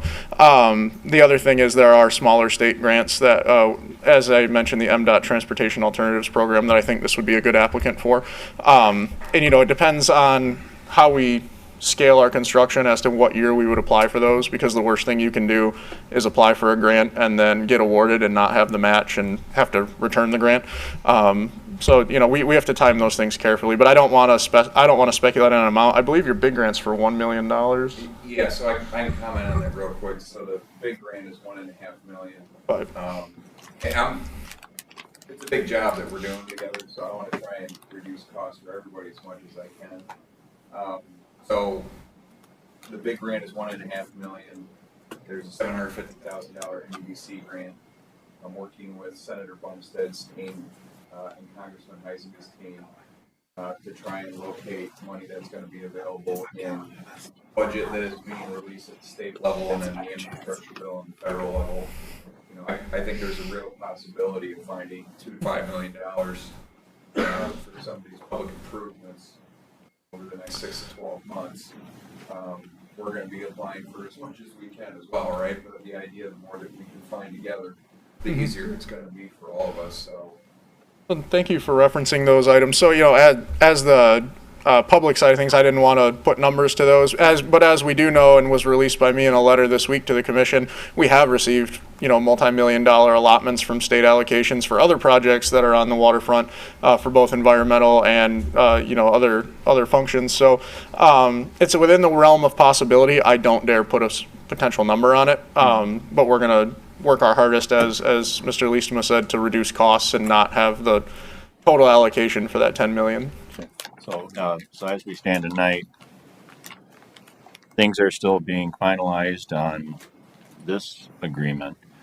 We'll know a lot more about how things will look after the Brownfield meeting tomorrow, and how that affects appendixes and other exhibits, and for further discussion before there's any final approval at our end. Yes, sir. Yep. So this, I want to just reiterate, this is a complicated, big swing for us. This is a large, impactful development, and I'd rather just have you guys have more time with the document. The document, as I mentioned, is substantially complete, 95 to 99%. If there are terms that flip and change, they won't be largely impactful to the structure of the arrangement. We've really worked for months now in good faith with Adelaide Point. They've done a great job working with the city and its various departments, and we're pretty much there. It's a matter of, finalizing a couple of exhibits and getting this in front of you the same night that the BRA, presumably, if it passes, gets in front of you. So that way we have that TIF up and we have legs under the legal development agreement. In 2022, we can start to look at bond issues and infrastructure installation on our side and private construction on their side. The 26th will be the big night. Okay, Commissioner? Yeah, I think it's a great process, and I know we've seen some developments like this, Terrace Point. We've also seen, some that have struggled with this. So I would, hope, it sounds like this is going in the direction, and I think we've had success more recently. And I think that this is probably likely to be more in that vein. So I appreciate the work that's gone into setting this up and, moving us towards a project that's going to have substantial, public gain, and also new development in our city. So thank you. Anything else here, Commissioner? Just total, how many units, housing is going to be on that lakefront? Up to 300. If all 6 buildings, they're 50 units each. They're mass timber construction, as was iterated in the developer presentation. It'd be the first thing of its kind in West Michigan. It'd be very different than what we have now. Just wanted to make sure I was looking at that correctly. That's a huge project, so yeah. Good luck. That big stuff. Anything, Commissioner Emily? I'm good. I love it. Okay. Anything in closing, Commissioner Johnson? Yeah, thank you, Mr. Mayor. I just want to make one comment. I mean, I think that once the roads go in, I think that it's going to accelerate things tremendously. My wife and I are committed 100% to getting that marina in as fast as possible, because we think that's also going to be a huge catalyst, and we think after that it's just going to start building a lot of steam. But infrastructure is critically important. I mean, just the water draw coming in the marina is incredibly high, right? So getting all this stuff in really allows us to keep, plowing ahead at a pace that doesn't keep us away from home too much. Commissioner?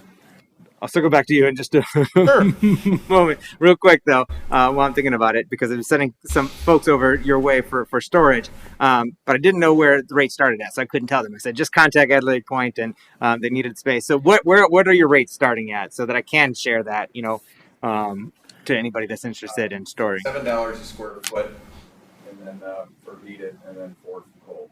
Okay. Thank you for a random tangential question, but Say $4 a square foot for coal. Oh, Okay.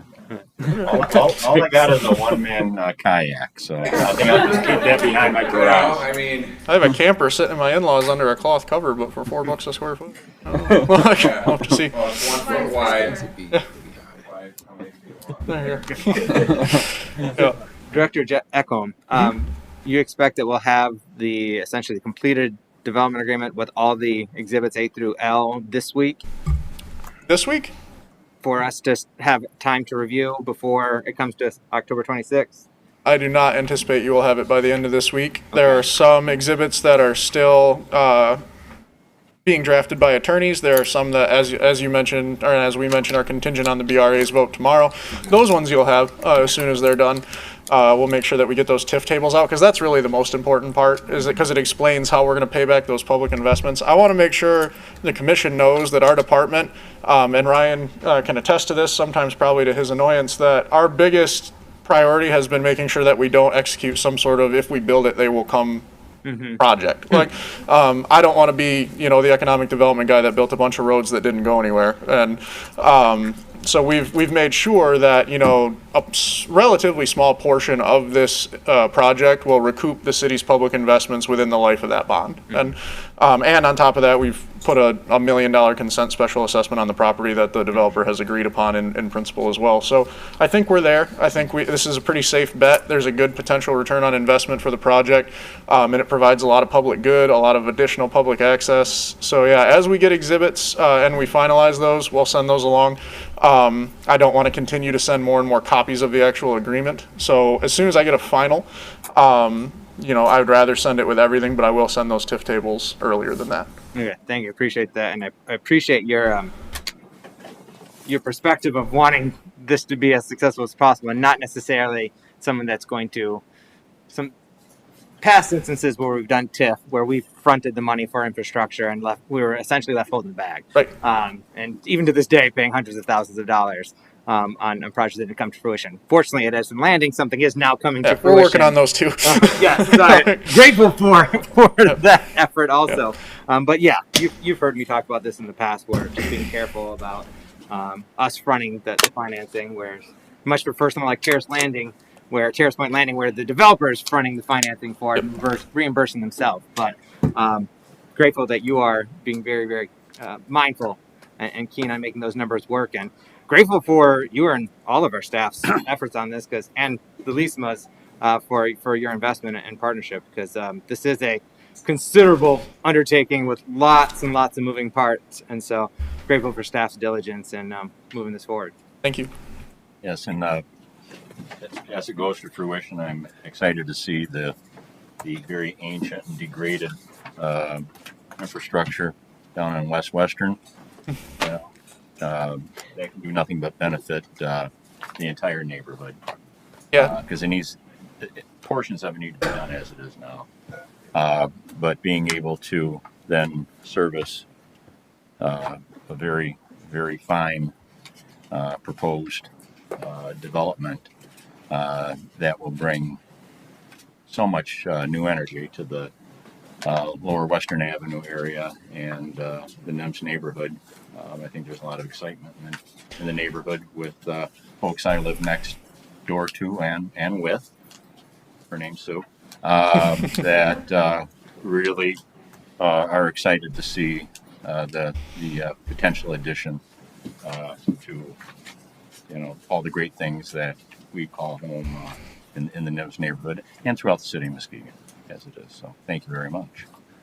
Thank you, Mr. Eckholm. Thank you. That brings us to item number 3, Ride Muskegon Operating Agreement. Okay, thank you. So, probably everybody here has seen the trend of electric scooters kind of moving out through the United States as a form of either commuter traffic or leisure, just having fun or enjoying your time around town. We had reached out to a number of their traditional scooter suppliers over the last few years, and there's really been no interest in Muskegon. But one thing we found as we were sniffing around and trying to find people is that we had a Muskegon resident himself that had been interested in entering into a venture such as electric scooters. And so we've been working with Terry and Steven on a program that would be a little more structured than probably what you've seen in a lot of cities where, Bird just shows up and drops off a bunch of scooters and people download the app and use it.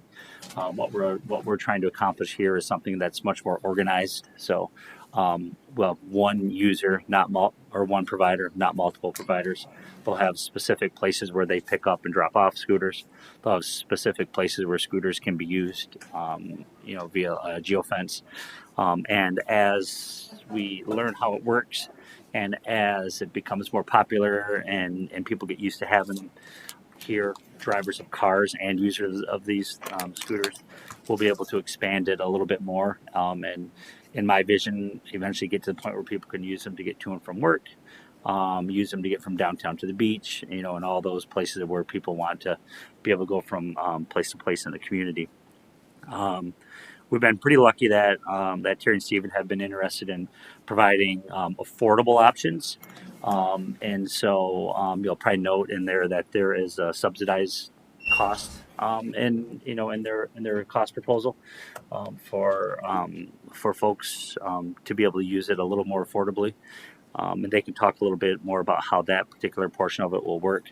But one of the keys to this is in maintaining affordability, especially for specific groups, is making sure that these folks are able to make a major investment and have time to recoup it without, for example, buying 250 scooters tomorrow and then having Bird or Lime or somebody show up 2 days later and drop their fleet off here as well. So there is some language in here that gives them at least a little bit of protection from others coming in.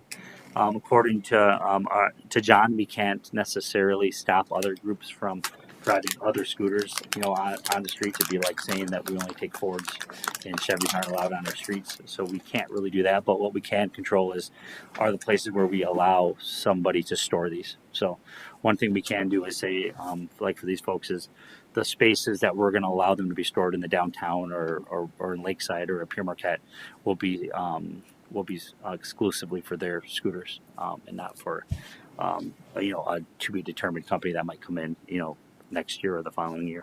And that's about the only protection that we're able to offer these folks. But we're really excited because it happens to be a Muskegon resident, Muskegon business owner, and a group of guys that just really want to do something nice. You can blame me for this, but I think the goal was that these would be out for the 4th of July. And so here we are getting this in place just in time for winter. But good news is that, they need time to buy them. They need time to get them programmed and get them ready to go. So if we can get something like this approved tonight, there's a real strong chance that by the time spring weather comes, that these scooters will be available and operating throughout Muskegon. And if you're interested, Terry and Stephen will be, I'm guessing, more than happy to come up and talk about how many scooters they're going to have and where they envision, storing them and how they envision this working for the community. Very good. Commissioners, before we have the proposers come up, is there anything that you'd like to hear from the city manager? Any questions for Mr. Peterson?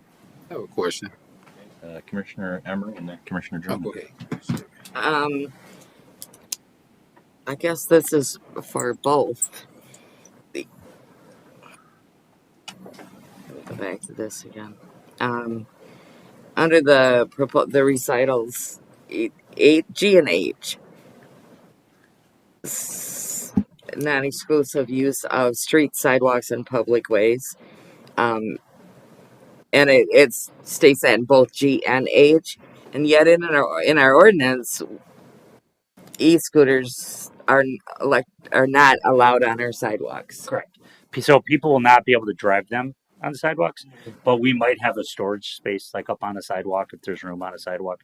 I think right now, Leo and I talked and we're envisioning that the best place to store these will probably be like in the downtown where we have like a cutout of a parking lane, that kind of like triangular piece at the very start of one where a car can't really fit in there, but there's like this dead space. We think that's probably where we're going to recommend that some of these end up, but there may be sidewalks where these are being stored at 2 or 3 of them at a time, when somebody's not using one. Okay, but they're not. We do not allow them to be driven on the sidewalks by ordinance. But if I read this says that it is allowed on the sidewalk. So I would just like the word sidewalk taken out of that so that there is no confusion. They're stored in one of those V spots like you were talking about. Mm-hmm. That's different. It's not being ridden on the sidewalk. Yeah. I don't know the answer to that. John's not here, and the attorneys worked on these agreements, for a long time, which is why we're seeing them now versus in July. There's probably rhyme or reason as to why those are on there. But at the end of the day, our ordinance that tells the rider that they can't ride it on the sidewalk is what stands on the top here. Okay. So regardless of what it says on here, if I rent one and I go cruising down, the sidewalk of Western Avenue, I'm going to get the ticket for it. Mm-hmm. So it'll be beholden on them to educate the folks that are renting them, and for the folks that rent them to understand where they can and cannot. So maybe there's a way with your app There is. that you can set forth the rules. Yeah, so Okay. right when they Why don't you come right on up? Sure. And both give your name and your addresses, and then we'll start taking questions. Sure. And that one thing we can get tomorrow's from council is why that's in there and how, unless something had to be, and this is only speculation, we had to at least have that mention there to allow them to go up the ramp to the parking spot. I don't know, but we'll know better with council on site. So, name is Terry Puffer. Live in Muskegon on 851 West Laketon, Suite D. Name is Stephen Parent, West Olive, Michigan. Thank you. And, particular question, or did you have a remark that you wanted to? Nope. So on the app, when you open the app up, it gives warnings, and they actually have to go through this app and check different things to move forward. So we can either put the warnings on there. We also have, as Frank mentioned, geofencing. So now that won't stop them from being on the sidewalk because it's so small. I mean, they're going to be on the road. They're going to be able to pull those up on the sidewalk at some point. So geofencing won't work. So giving them warnings within the app, it could certainly do that. Mm-hmm. Good. I just want to avoid all the complaining. Yeah, there's people getting run off the sidewalks. Yeah, there's certainly no intent for having anybody on sidewalks. Okay, thank you. Questions for the proponents here, or those proposing the operations on this end? Well, and Commissioner Emery asked it, I just wanted some specification on the sidewalks. Mm-hmm. Commissioner German? Yes, just some concerns about like citations, speed limits. I'm quite sure they probably only go a certain speed, and that was a good point, Commissioner Emery, bringing that up about the sidewalks. And I guess as far as the ordinance, because look like I remember Commission having a meeting about scooters before, because the Corey Black and partner, they had a business down there at the chalet. And I thought, did we ban this, or I mean, how did we come across that? What was the stipulations? Why they couldn't operate?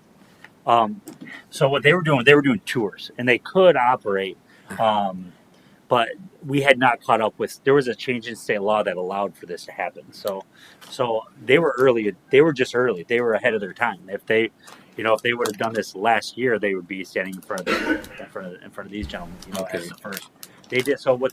They weren't. So these folks are allowing you to rent it on an app and use the scooter to go from place to place. Mm-hmm. What LaRue and his business partner were doing, they were giving tours of Muskegon. Right. So they were, you would follow them to the bike path, and then they would take you up and down the bike path and things like that.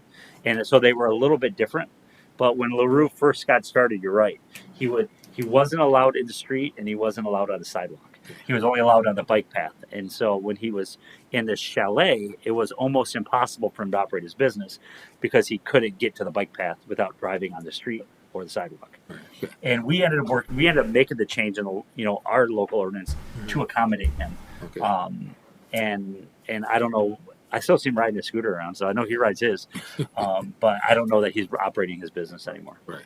So, and to the gentleman there, this is kind of like the same setup that they have in Grand Rapids, right? With the scooters, pretty much the same. Similar, operation. yeah. Yep. Okay. Yeah. Okay. Yeah, and just to answer your question as well, you were asking about speed limits. Yeah. So we can gauge all of these scooters. Everything's controlled by the IoT, which is the programming system within the scooters. So we can scale it down in city limits, down to 5 miles an hour if we chose. Then when you get on the bike path, you can go up to, I think the max speed is 18 miles an hour. So that's only probably going to be when they're heading out towards like Lakeshore, where we'll give them the limit to do that. But anything within city limits, we can totally turn that gauge. Okay. And will city issue citations for, if somebody's speeding within like a little school zone or something like that, around a playground where kids play? Well, they're definitely not going to be going faster than the cars, so probably not around the school zone. But I think Jeff, he's not here, but he's talked about this, like these e-bikes and stuff like that are driving down, down the bike trail, 30 miles an hour. Yeah, those are probably, these will not get anywhere near that. Right. So no, these will be going slower than most bicycles. Okay, he said about 18 miles an hour. 18 is max, so we don't have to allow them to go that fast. All right. Thank you. Commissioner Johnson? So, are you anticipating these are going to be used primarily or solely on our bike trails and bike lanes then? So it's not the sidewalks and they can't necessarily go the speed limit. So is it primarily our bike lanes and trails or just Not downtown, necessarily. or what? Not necessarily. I mean, we want them to be able to access the city of Muskegon throughout without going into residential areas. So we want them to get to the museums. We want them to get to, the end of West Western to see the new bar down there. We want them to be able to see Muskegon, but not go into the residential areas. So, yeah, sidewalks, obviously, there's not too many off that side anyways. Major downtown areas, bike trails, down to the deck, down to dockers, places like that. So there's a corridor that we have planned out specifically for these things to go. Okay, So- it's going to be in the app. Yep, it's going to be built in the app. It's going to show a map of the area, which I have a map of the area already kind of laid out. It's rough right now because until we get the IoT system, we don't have the ability to print something up. So it's just something that I threw together. So I already do have a map. So it kind of be operating like on our roads, like our bikes, like with the sharrows. Yes, correct. Okay. Would it go across Shoreline Drive to like Lake House or Shoreline Inn? Yes, so we can specify, we actually went for a drive the other day and specified where they could cross. So that will be specified within the app as well. Okay. We do want them to get across and see Pigeon Hill over there. Absolutely. So we're trying to connect all the businesses because right now, there's very few people that are going to walk from downtown across the highway. Sure. Yeah. It doesn't happen. Heritage Landing right there. I mean, not many people walk over there, but for an event. I want them to be able to go over there freely and really connect downtown. Very good. And you're going to make sure that Pine Street corridor is included as well Midtown? in your mapping. Pine Street. Pine Street. Lake and A little bit off the beaten track, and we don't, trying to bring people down to certainly Pine can. Street and support the businesses over there as well. Yeah, we certainly can. That's why we want to work with you guys and see, if there's any areas that we had missed. Certainly we'll want to add them to the. Yeah. But Midtown, you're right, is very important. Yeah, Midtown right We're down Third integrating Street. them with our downtown. Down our commands of our social district. Absolutely. North I just want to point out, like, there will be some give and take. For example, we're going to want these folks to be able to get to Getty, but the reality is the no sidewalk rule and Apple Avenue are not going to mix very well together. Right. So at some areas we're going to have to encourage people to use sidewalks, for safety reasons. So we'll really have to look at or we'll have to go into the residential area to get off the highway, for example. But there'll be a bit of a growing pains and learning curve. But I think And the nice we'll thing have- is with it being locally owned and operated, if we're having a problem in an area, it's call Terry and talk to him about it versus trying to get a hold of a government affairs person at Bird or Lime or something like that and get something changed. It'd be a lot more difficult. And we do have a multi-phase system as well as far as releasing. So initially we're releasing 100 scooters. Hopefully by next year when we really ramp up, we see that they're doing well, we'll add 100 more. And there's e-bikes, there's other different things. So you guys were talking about possibly renting these things to be able to go to work. That is the outlet we want to use for that, not scooters. So there's different stages in which case we can grow, just like Frank mentioned. That's why we wanted the little extended opportunity to kind of build the business instead of, hey, 1-year contract, we invest hundreds of thousands of dollars and then we've got competition right next to us. So. Speaking of that, would this, with the exclusivity clause in this agreement, would that preclude a company like LaRue's from operating? Because it's not a direct competitor. So would LaRue be able to operate if he wanted to do his tours and rent those and do his tours? Would he still be able to, or another company doing that? Would they still be able to do that? And it works in harmony with their agreement. So the hope is for us, and obviously this is up for discussion, we do B2B, we do B2C. So we're self-labeled. So if, let's say, Delta wanted 5 scooters for their clients only, we could either white label them for them and they would say Delta on them.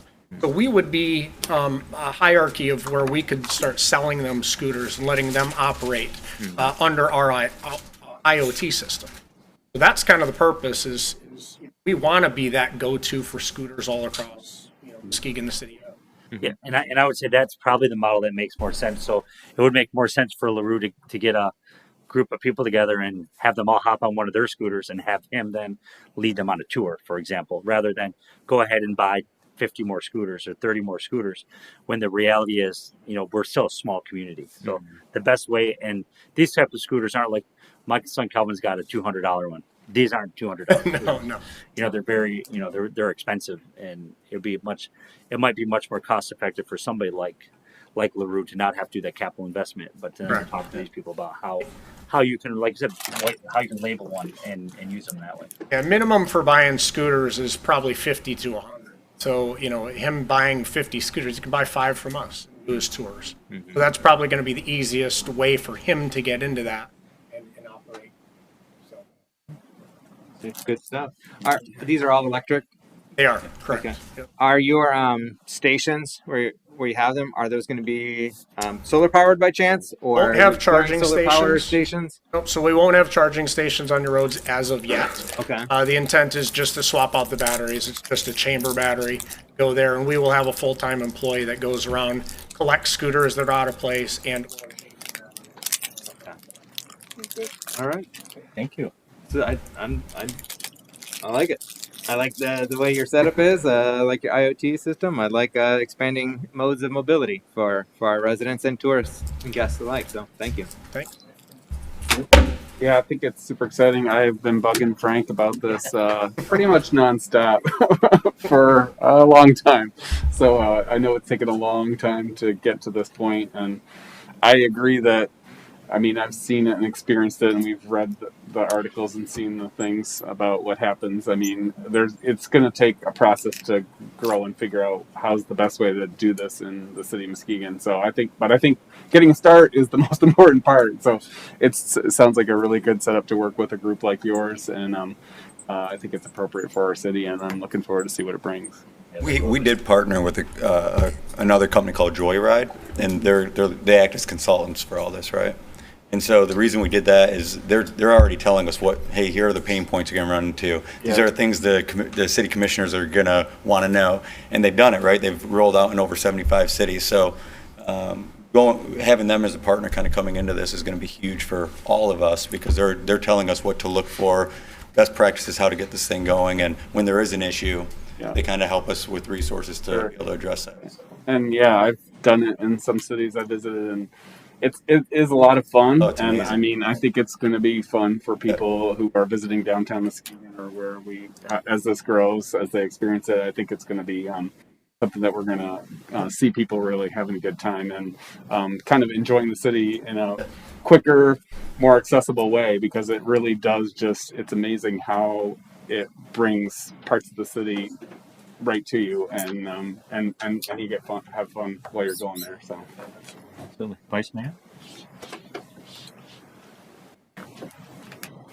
Is this your first city that you The scooters? with the Yes, scooters that you do? Correct. Okay, so it'll definitely be a learning experience.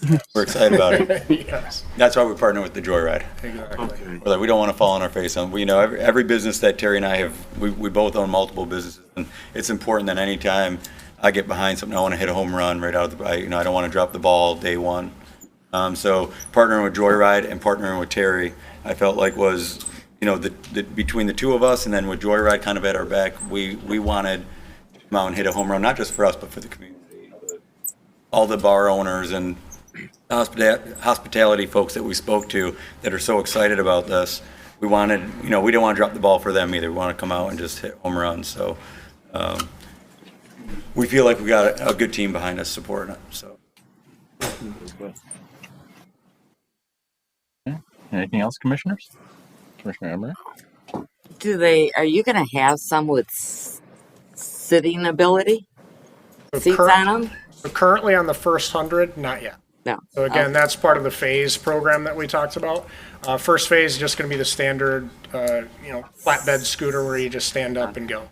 Then we'll probably get into the bikes, the other smaller scooters with the post and the seat. I'll watch for you to get the ones with the seats. Then I'll be ready for you. Awesome. Commissioner German? Yes, is there age limits and what for the safety? There is, and it's something that we can set. So we haven't kind of uncovered that quite yet. Okay. Yeah. Because we obviously want to have kids get on them and have fun, but we don't Right. want somebody so young to jump on there and every scooter that we have does carry an insurance policy, a high insurance policy, unfortunately, but all that's included. But we want to avoid that at all costs. Yeah, 'cause I still have one from 1980, 81. I bought my daughter when she was 6. Now I might need a little work, if I can trade that in. Hey, it's an antique, classic. That's great. Okay. Well, thank you very much, gentlemen. Thank you guys. Appreciate it. Thank you. Best of luck. Thank you. Item number 4, presentation from West Urban Properties on progress of pilot. Yes, so Dave Duzendang is here. If you recall, we kind of had an agreement with him that he would do the first 25 of his pilot, come back and report to us about how it's going before we move on to the second phase of the next 25 homes. Dave's here to talk about that very thing. I think originally we wanted him to come here specifically because we wanted to not get ourselves overcommitted in terms of subsidizing rents. Dave will be happy to tell you how many people that we're subsidizing, and I think it's a very low number. But also, he did provide some annual income tax, some income information on here, so you can see that we are meeting the goal of having, I think it was 40% of these go to folks under 120% AMI. And so I'll just turn it over to Dave so he can give his presentation. Good evening, Commissioners. Thank you. Dang. Hi. As on the page shows, original target was 40% of AMI to be between the 70 and 120. And as of right now, with the current properties that we have, a total of 18, 17 are rented, and we are at 65% of reaching our goal. The remaining of the properties that are under production still, we have 4 of them to be completed within the next 5 weeks, and already have letter of agreements and intents on 3 of them. And then the other 4 were just in the framing stages now, which brings us to a total number of 26. And you're ready to put slabs on ground for the next 25 anytime now? Yes, in my original agreement, we were going to do the first 25 and then revisit, see how things are going. And as you can see, they're going very well.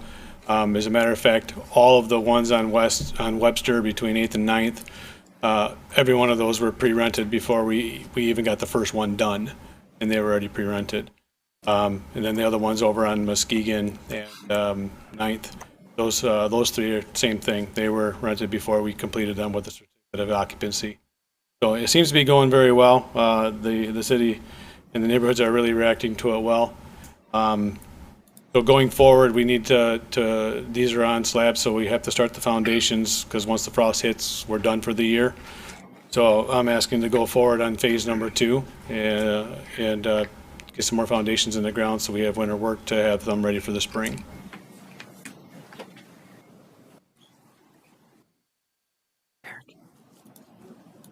Commissioner Emery, Oh, I haven't. I'm good. Commissioner Jeremy. Yes, how you doing, Mr. Duzendine? Great. Hey, I'm riding in the neighborhood all the time. I'm seeing your work, and it's looking good. Now, none of these have basements, though, correct? Not on the rentals ones. What we're doing is we're doing a 2-stall garage, 24 by 24, and eliminating the basements. As we talked to a few people, mostly basements that are unfinished just become storage areas. And we'd rather put nicer finishes in the house rather than put the basement in the ground, and also be able to have 2-stall garages on all of them that have garage door openers and enough room for storage. There is an exception to that on those ones on Webster. For the new design, we had to go to about a 1.5 stall garage, more depth than width, just to accommodate the density that was required to be put on Webster. Other than that, all the other houses, they have 3 bedrooms, 2 full bathrooms, and a 2-stall garage that are 16-foot wide doors and 7 feet tall. And Dave, remind how many of them meet though I know the ones on Webster don't because they don't have the first floor bathroom, but of the other ones, the visitability. Yes. Yes, they all meet visibility. They're all 0-step entry, and they all have a bathroom on the main level. Okay. And I guess this next question is for our city manager. Okay, because I'm looking at the table here, and I only see one property that's about 70% AMI. I guess the other 8 if I'm adding that up correctly, where will they fall? And to and I guess that's pretty much up to staff how we set these, right? Well, And the 70 was the low end. Remember, right. we were aiming for folks that otherwise weren't qualified for our other housing programs. So most of the other housing programs, LIHTC or CDBG or home, they cap at 80%, not even cap at 60%.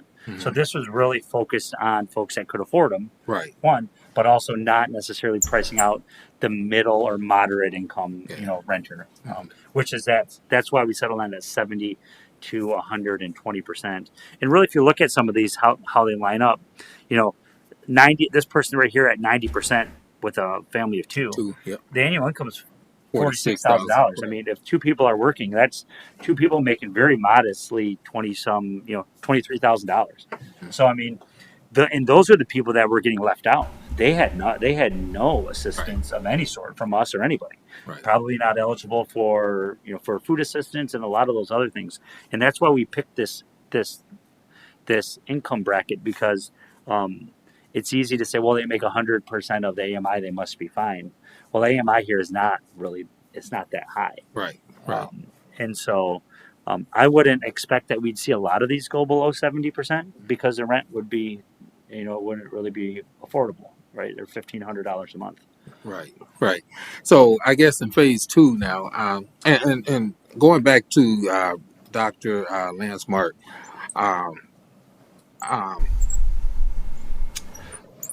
survey, more or less, when he consulted and looked at the Jackson Hill area, and we talked about, and I've talked about this all the time, people being priced out, gentrification, it's comments from this commission here said, well, no, that's not going to happen. That's not, but you heard it from a professional, and that does this type of work all the time.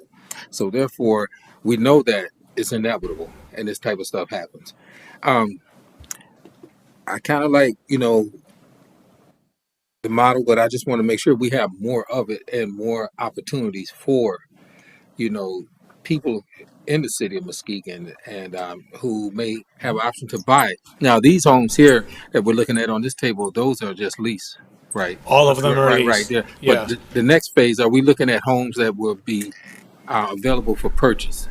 That's going to be in the ARP program, the ones that are being for purchase that we've been discussing with the city. And this program here, they'll start off as leases, but we have sold them as well. We've sold one already. So we can offer it for sale or for lease, but all the calls we've gotten has been for leasing. There's language in the development agreement that requires Dave to sell them to a tenant that would like to purchase. Right. He doesn't have to sell it at a loss or anything like Right. that. I mean, he has to, it's got to sell at a market rate that makes sense. But any one of these could become owner occupied in that, and following that model.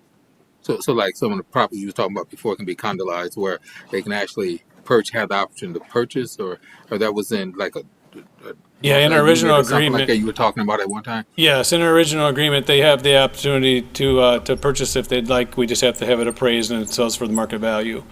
And then there will be certain circumstances, like for instance, the houses on Webster. I couldn't just sell just one of those houses. I'd have to put them all for sale and try to sell them all, because with it being all together in one street, if it was ever, a reason that they were going to sell it to another investor at this point or at that point, it's harder to sell something that's got a homeowner involved, where there's kind of like a little association there. But if it's a house that's, for instance, on the corner of Muskegon and 8th, that's a house by itself. If that homeowner comes to me and asks me if they can purchase it, then we can get it appraised, and if they can pay the fair market value for it, then we can go ahead and sell it. Okay. And just one last follow-up, then I'm finished. Okay, and referring back to Dr. Lance Mark's comments, it sticks with me, because I think this is going to be a driving force of how we approach this next phase, and take a look at to make sure not only affordable, but I guess attainable, where people can actually be able to afford to buy homes and have an invested interest at a price where, like you say, people are two, at 90%, that's doable, at 46,000. But I'm seeing residents that's not actually from the area in the neighborhood who's purchasing these properties. So I guess my concern also is who are you targeting? I guess it's, Fair Housing Act states that everyone has the option and opportunity to buy homes regardless of race, creed, religion, all of that stuff. But for some reason, I don't see residents from this community having the opportunity to purchase any of these homes. So what are what are plans or strategic plans to make sure that we encompass I think have those opportunities? I think they do have those opportunities. I mean, the question is, these homes were built for rent, right? So if you own a home in Nelson neighborhood, unless you really want to get out of home ownership and come over here and rent, I don't know why I would sell my house on Jefferson Street to come rent one from Dave, right? So they're probably not homeowners right now that are Right. that are renting. Should be my guess. By and large, they're not buying them, but I don't know demographics of the folks here other than income, but I have spent some time up and down Webster Avenue, and I think there definitely is some diversity in there. You can see it on here where you might have a household income of $294,000 living next to a household income of $51,000, right? And that's, at the end of the day, that's what we're trying to build. We're trying to build a community where a cook can live next door to a doctor, can live next door to a city manager, can live next door to somebody that works at MCC, and can live next door to somebody else in the service industry. And I think that's what we're building here. We can't, but I don't know that we do anybody a favor if we just have a cook living next door to a cook, living next door to a cook, right? We want people from all different income brackets to be able to live together. And I think we'll get into that because I know Commissioner Emery has some concerns about form-based code, but it's been very clear the ones that we've been able to build following the form-based code for the most part have been more affordable. They've been easier to build. They've been easier to sell, and they've generated a much more diverse buyer than what I think the people that are concerned about it have in their minds, that what it's versus reality is a lot different than perception right now. Right. And we saw that on Monroe Street. Right. I mean, those were very similar size to the houses, but we were able to sell them for $20,000+ less individually. So people got to get into those at a lower cost point, and people with lower incomes were able to get into home ownership opportunity because they were cheaper to build. Right. And the people that's in these homes, though, I don't see don't look like me, Frank, and that's where the disparity comes in at. Now, that's a major concern because it almost seems, again, gentrifying or being priced out. And we know some people in those areas that have those disparities aren't able to get financed by lending institutions, or, there's no program available to assist them.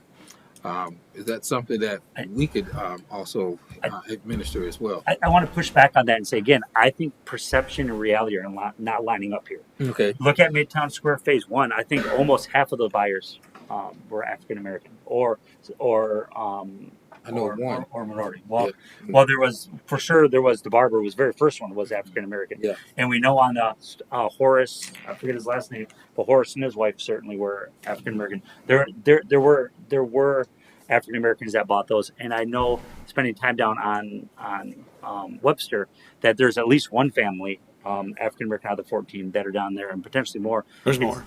It's hard to. We weren't tracking that information. We didn't ask Dave to track that information. I did, though. Just I didn't want to make it. I mean, I'm not going to say any names or addresses, but we are at 35% minority out of those rented right now. We are at 35% minority. And that's out of how many properties? That are actually rented right now, of the 17.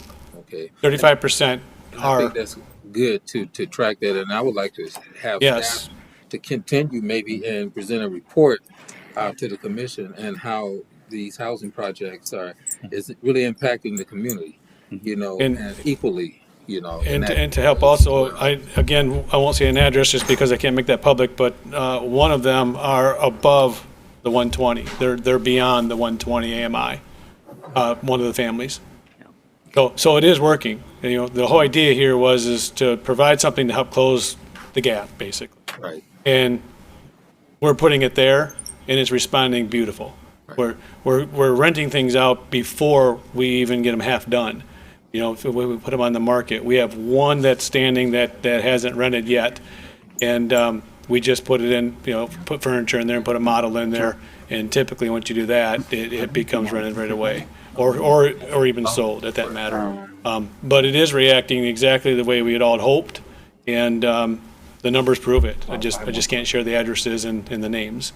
Yeah, thank you. But I'm more than welcome to introduce you to them privately if you ever want it. Okay, thank you for that information.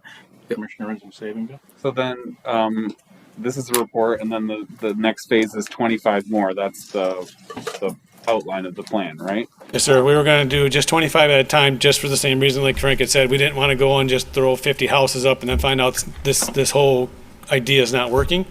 And so we decided to go 25, 4 phases, and then revisit like I am now, give you the report of where we are, and then start the next ones. Okay. So what have you learned anything, and what's the outlines of that next phase? Well, I feel the wheel is turning very well, so I'm not going to try to reinvent it. We are doing right now designing different elevations to work with the same type of plans. The 3-bedroom. We haven't got any calls for 2 bedrooms, 1 bedrooms. We've only gotten calls for 3 bedrooms and 4 bedrooms.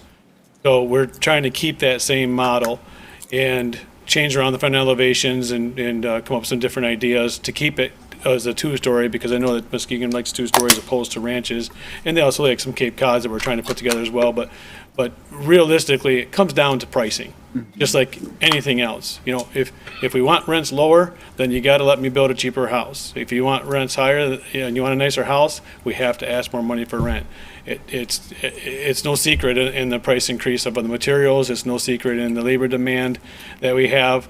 A house that I could build, the exact house that I'm building tomorrow, I could have built that house 3 years ago for 30% less, if not more. Mm-hmm. And now I can't. Sure. The materials are going up in people, so that's why we have to continue on with the scale of your next project. Are you thinking like in the groups, similar groups to what you did in the first phase? Yeah, I think it's working very well. The 3-bedroom, 2 full baths, 2-stall garage. But I mean, like how many units at a spot or whatever? Oh, it all depends on the lots. Right now, Webster was the only one of its kind that had a whole block. Okay. The rest of them are, one here on this lot on this corner, and then, across the street, a block down, there's 2 more because we were able to split a lot. Yep. The rest of them in phase 2 would be mostly like that, unless we get, one lot that we can put 3 houses on and divide it up. Okay. So it really, but to do like we did at Webster, I don't see anything of that nature. Not like that. I'm sorry? Or Monroe, not like that. Exactly. What townhouses, no, I'm doing all single family. The townhouses are good for people that would like to, we sold all 10 of them. They're all sold. But renting, it's not as desirable. The people like the single family to call it their own home. They have their own garage and they don't have someone next door to them beating on the walls. And so the feedback has been tremendous about the design, what you're getting for the money. Again, when you'd ask about basements, the savings of that cost, it helps us put underground irrigation in every home. We put, blowing sod down, for the grass, and we also have landscaping, and with landscaping beds, that cost comes out of having to pay for a basement. If we put a basement in, that just becomes a storage area. Well, then we can't put the money into the lawns because, again, the rent would go so high, nobody would be able to afford it. Thank you. So we basically traded dollars for dollars to keep it as affordable as we possibly can. Yep. Thank you. Commissioner Johnson, anything? Yeah, thank you, Mayor. Speaking of rents, can you update that chart that's included in here with the rental rates for each property? So we got the income and the AMI. Can we get the rental rate per property in that chart as well? I can get all of them are at $15.95 right now. All of them. Everyone that's rented right now is $15.95 because they're all basically in the same area there. All right, $15.95 a month. Gotcha. And that's good insights to hear that mostly you're getting calls for 3 and 4 bedroom units, not so much the 1 and 2 bedroom. Something that I think that's important that we as a city are mindful of in supporting our low-income housing tax credit subsidized projects, because a number of those projects tend to be on the 1 bedroom, mostly 1 bedroom, and maybe a few 2 bedrooms. So we're seeing those move quickly. We know there's demand for those 3 and 4 bedroom as well. So just something that good insights to share for us to be mindful of. Yeah, there's been a lot of customers that only need 2 bedrooms, but they love the fact there's a 3rd bedroom and they make it into a home office, or it's a toy room for one of the children. So it's not necessarily big families. As you can tell, we've got 1 people all the way up to 5 people in our households. And, there's 4, husband and wife and 2 children. So they each get their own bedroom. So it's been very nice. And the best part about it is at that rate too, in our agreement, anything above $1,550, we split. So the city is making money off these as well, not just for the property taxes, but they're also making money off that as well for the rental. What's your outlook for completing the remaining 8 units? I'm sorry? What's your outlook for completing the remaining 8 units that are under construction as part of phase 4 1? of them will be completed within the next 5 weeks. They're just starting in the paint stages now, and then the other 4, we have framing going on in those. So they're just in the start. We'd have those done approximately 3 months, 3.5 months, depending on weather. Okay. So you mentioned a short while ago that the housing, the rental units on Webster, that none of them are for sale. So my ears perked up when I heard that. Yep. Because our development agreement spells out opportunities from home ownership pathways. There was something that was very the commission was very conscientious about having multiple pathways to homeownership. One, people could buy it up front before it ever goes to market for rent. There were parameters for that. And then if you are a tenant that is built into your lease, that you have that right to acquire it at fair market value, as long as it's not less than the cost of construction. And they have 60-day notice to exercise that to you. So it sounds like you're not making that aspect of the agreement available for those people that live on Webster. And one of the other things, and you can correct this, that I've heard on that property and others, that there's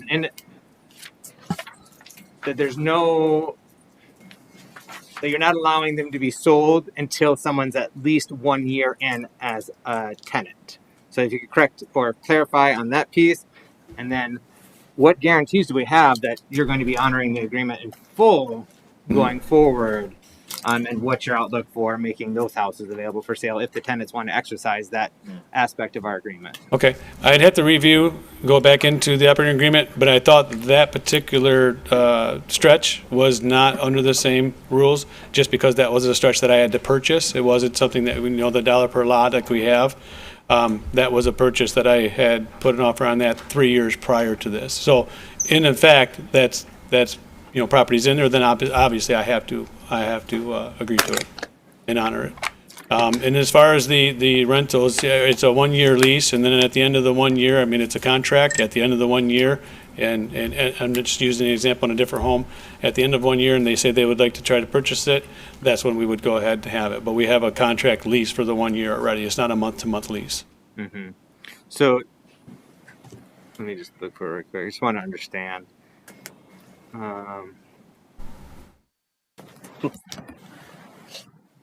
Because for the renter opportunity to purchase, it says with a 60-day written notice from any tenant to the landlord, tenants shall have the option to purchase their occupied leased premises at the current appraised value, plus any subsidy paid from the West Urban Properties Rental Subsidies Fund for that unit, unless that value is less than the original cost to build the residential dwelling. Okay. So 60 days is what it is. Okay. I haven't reviewed the document, I'll be honest with you, since we agreed upon it. So bringing it to me. Okay. I've just been hearing some murmurings, and so I'm thankful that you're here tonight to address how things are being applied. Okay. And now, if someone is willing to exercise this aspect, that you are committed to honoring that. Yes, and I have not received one phone call or one contact on any of this. If you've heard from somebody, they should call me and talk to me about it. Because I've not received one call from anybody wanting to try to buy a unit or asked about buying a unit since we started the program. Mm-hmm. So it looks like we need to get some clarity with regard to the units on Webster, because you're under the impression that they're not part of this agreement. They're listed, but you're saying they're not part of We this want to make agreement sure, at the yeah, same that it time. is, if it is, I certainly will honor it, of course. But I was holding those out just because I purchased that property and put an option on that property 3 years prior to the agreement. But if it is in there, then absolutely I'll honor it. Okay. All right. Yeah, one last question. Sure. Have there been any consideration for land contracts for purchases? I'm in no position to do land contracts. What about the city? Does that city have that option to, if someone wants to buy? If Yeah. they've leased, then the option to buy on a land contract? No, I don't think so. Is that something that we could do to maybe give options or opportunities for citizens that may want to buy? I think it would be hard. I think it'd be hard on these because if the rent is $1,595, I Right. could imagine if they're not bankable, that they wouldn't have 20% down, and I'm guessing the payment would be quite a bit more. I don't know if you've seen a land contract. A lot of them are like 9%, 10% interest. I mean, they're typically not ideal, and a lot of them in Muskegon are really like fake rentals, where the landlord's trying not to follow the rental requirements, and they're trying to get around it, and they're trying not to have to pay the property taxes, and normally with the goal of getting it back, because a lot of people who buy on land contracts eventually default, right? They're a horrible vehicle that hurt. It's a higher percentage of default for sure. And that's what, with maybe landlords, but I'm talking about from a governmental entity. I think the government would have to own the property in order to do so. Okay, so it actually be purchasing. I think so, or build it, yes, and then they could do something like that. Like, I would think that the smarter play for us, if somebody's not qualified to get a mortgage, is to help them get to the point where they're qualified to get a mortgage, right? So if it's a credit issue or something like that, to have some things to help them get a mortgage. Because the big thing is this: a mortgage, you're protected by all the laws and things like that the mortgage company has to follow before they foreclose on you and take your house and all those things. And a land contract just is not the same. It's not the same thing. Sometimes you see families doing them because maybe they might trust one another, but the smarter thing to do is to help. If I'm having that trouble and we want to help a resident like me, help figure out what the barrier is and then try to solve for that barrier. In the meantime, rent one while you work on that. And then when you solve your credit issue and you get mortgageable, then you go to Dave and say, here's my notice. I'd like to buy my house now. And then you buy it at the appraised value. Yeah. I think the program really is set up to help people just like that. Yeah, a lot of folks are renting because they want a mortgage, or maybe they don't want a mortgage, but they can't get a mortgage. And then this program is set up for them to live there for a year or 2 years or 3, then be able to buy their home. It's the same home, right? So they'll get it and eventually get ownership. Yes, that was the original thought process in the beginning, was to offer that. Somebody might be down in their luck, this year, but in 5 years they've got their credit score up, they've got a better job, and they say, well, I don't want to move, I just want to go ahead and purchase. And at that point in time, we can have it appraised, fair market value on it. And as long as it's not less than what it cost me to build, obviously, then we would sell that property to them with the understanding that now that one particular house, I would take the proceeds, and what I would do is I have the option to go build another one on one of the other Brownfield lots and not have that taken away from the pro forma. Right. Because I have banks that are involved that I have to meet, quotas and performance with at the same time. And if I keep selling off one, then everything goes down with the bank at the same time. So if we sell one, we replenish it with another one. And to circle back to Commissioner Johnson, I'm without reading into it more, I think that's why we had designed that whole entire process, was even on Webster, was if somebody wanted to purchase that one, then I would take and go build another one somewhere else on one of the other Brownfield lots. Because the whole idea is to get rid of all of the vacant lots. And if I'm only approved to do the first, the 100, there was, 600 lots at one point in time. So there was more lots that we wanted to try to build on. And after that 100, if the process was still working, we were going to go ahead and negotiate and do another 100 and continue until the lots are gone.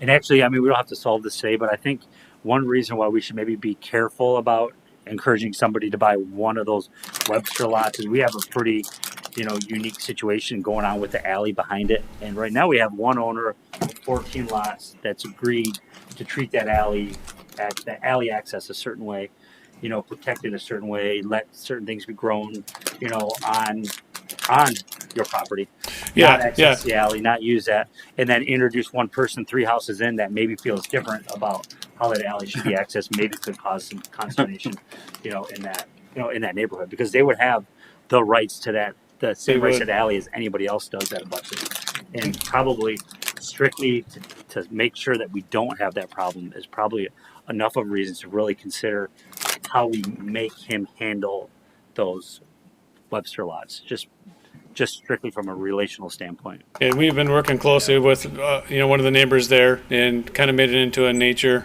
sanctuary and whatnot. And she's been, or that homeowner has been very involved with the design and also preparing it. And we haven't had any issues over there to speak of. It's been great, even with we put the berm in and all of the wildflowers on it, and she's extremely happy. Tons of butterflies. Matter of fact, she named it Butterfly Sanctuary, and put a sign up. So it's working out very well over there. For that reason, is we do have control. Where if we do sell something, Frank, Mr. Peterson is exactly right. We don't have control at that point in time. They could exercise to go and take a dozer and tear out the width of their lot all the way back to the alley at that point in time, and get rid of the berm. They can do whatever they want at that point in time, and they lose all control. I think it's important too. I mean, that the program's expanding, and the structures that that you're expanding into would offer that opportunity, for purchase. At the same time, I think it's very important to have a selection of high quality, well managed, and well maintained rental units for those individuals that either do not wish to, seek home ownership or aren't currently at, that point in their life to, get the mortgage, but they still want to take advantage of quality construction, quality management, quality maintenance, and there will always be a need, for rental units. I mean, many of us started out, renting homes. I did too. So. And we've expanded the company, Mayor, into a property management company now as well. So we're doing all of our own property management. So every house we do has got underground irrigation, like I said, so that the lawns are coming really nice and full. We fertilize in them every fall and every spring we're fertilizing them. We have offering lawn care service, like those lots over there, like I think they're $21, I think, to mow them, and weed them and edge them. So we're offering this to the homeowners if they don't want to do it themselves. We're giving a one-stop shop. Just come with your belongings, and we're going to give you a beautiful home. That's what's going to continue the city to continue to look presentable as you come in off from Seaway or you're leaving off from Webster. The more houses that we can put scattered throughout the city, and we give the nice landscaping beds, they're kept, they're weeded. They're manicured bushes and the lawns are mowed, and they're mowed just in straight lines and edged in the sidewalks. That's going to be inviting for people to want to use the sidewalks and go for walks more with the families. Opposed to having another landlord unit that is just run down and don't care because they're not living there. They're just collecting rent, and that's not what we designed this to do, is to be a type of land like that. We want people to want to come live in them. And I don't know exactly, but I'm pretty confident that there's 3 or 4 that I'm aware of, because that's a different division of my company that I don't actually run. I don't run the actual rental part of it. But I think there's 3 to 4 that I'm pretty much aware of that they were relocated, living in the city, and they have moved out of where they are to move into one of our units right within the city here. And I know for a fact of one who's, which everybody would know if I said her name, but it's not. There we go. Mm-hmm. Okay. Anything else for Mr. Dusending before we go to public comment? Is that a yay? Mm-hmm. Mr. Johnson? Yeah. Thank you, Mr. Dusending. I've heard good things about your property management. I've heard you've been responsive. Your company seems to be doing a good job in that regard. So my inquiries with regard to honoring the home sales is not a slight against your company or that you are inadequate in any way.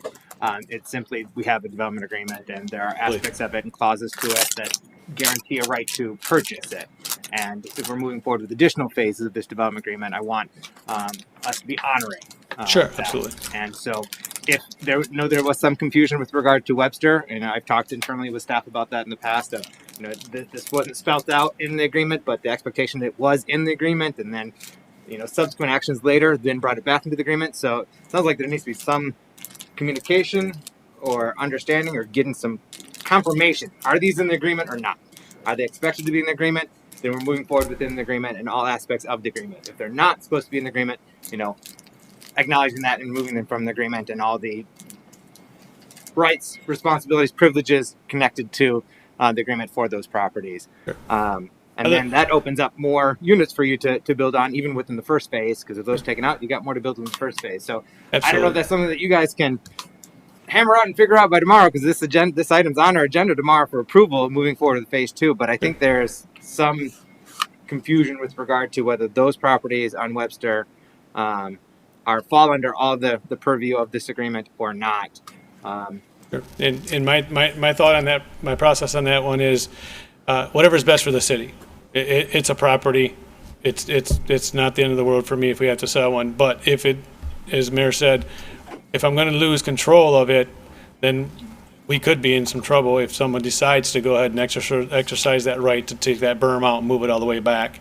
I lose control. So I'll leave that, something we can discuss further, even after, if phase 2 is ready to go forward, I'm more than willing to sit down and discuss that with everyone, publicly, privately, whatever you'd like.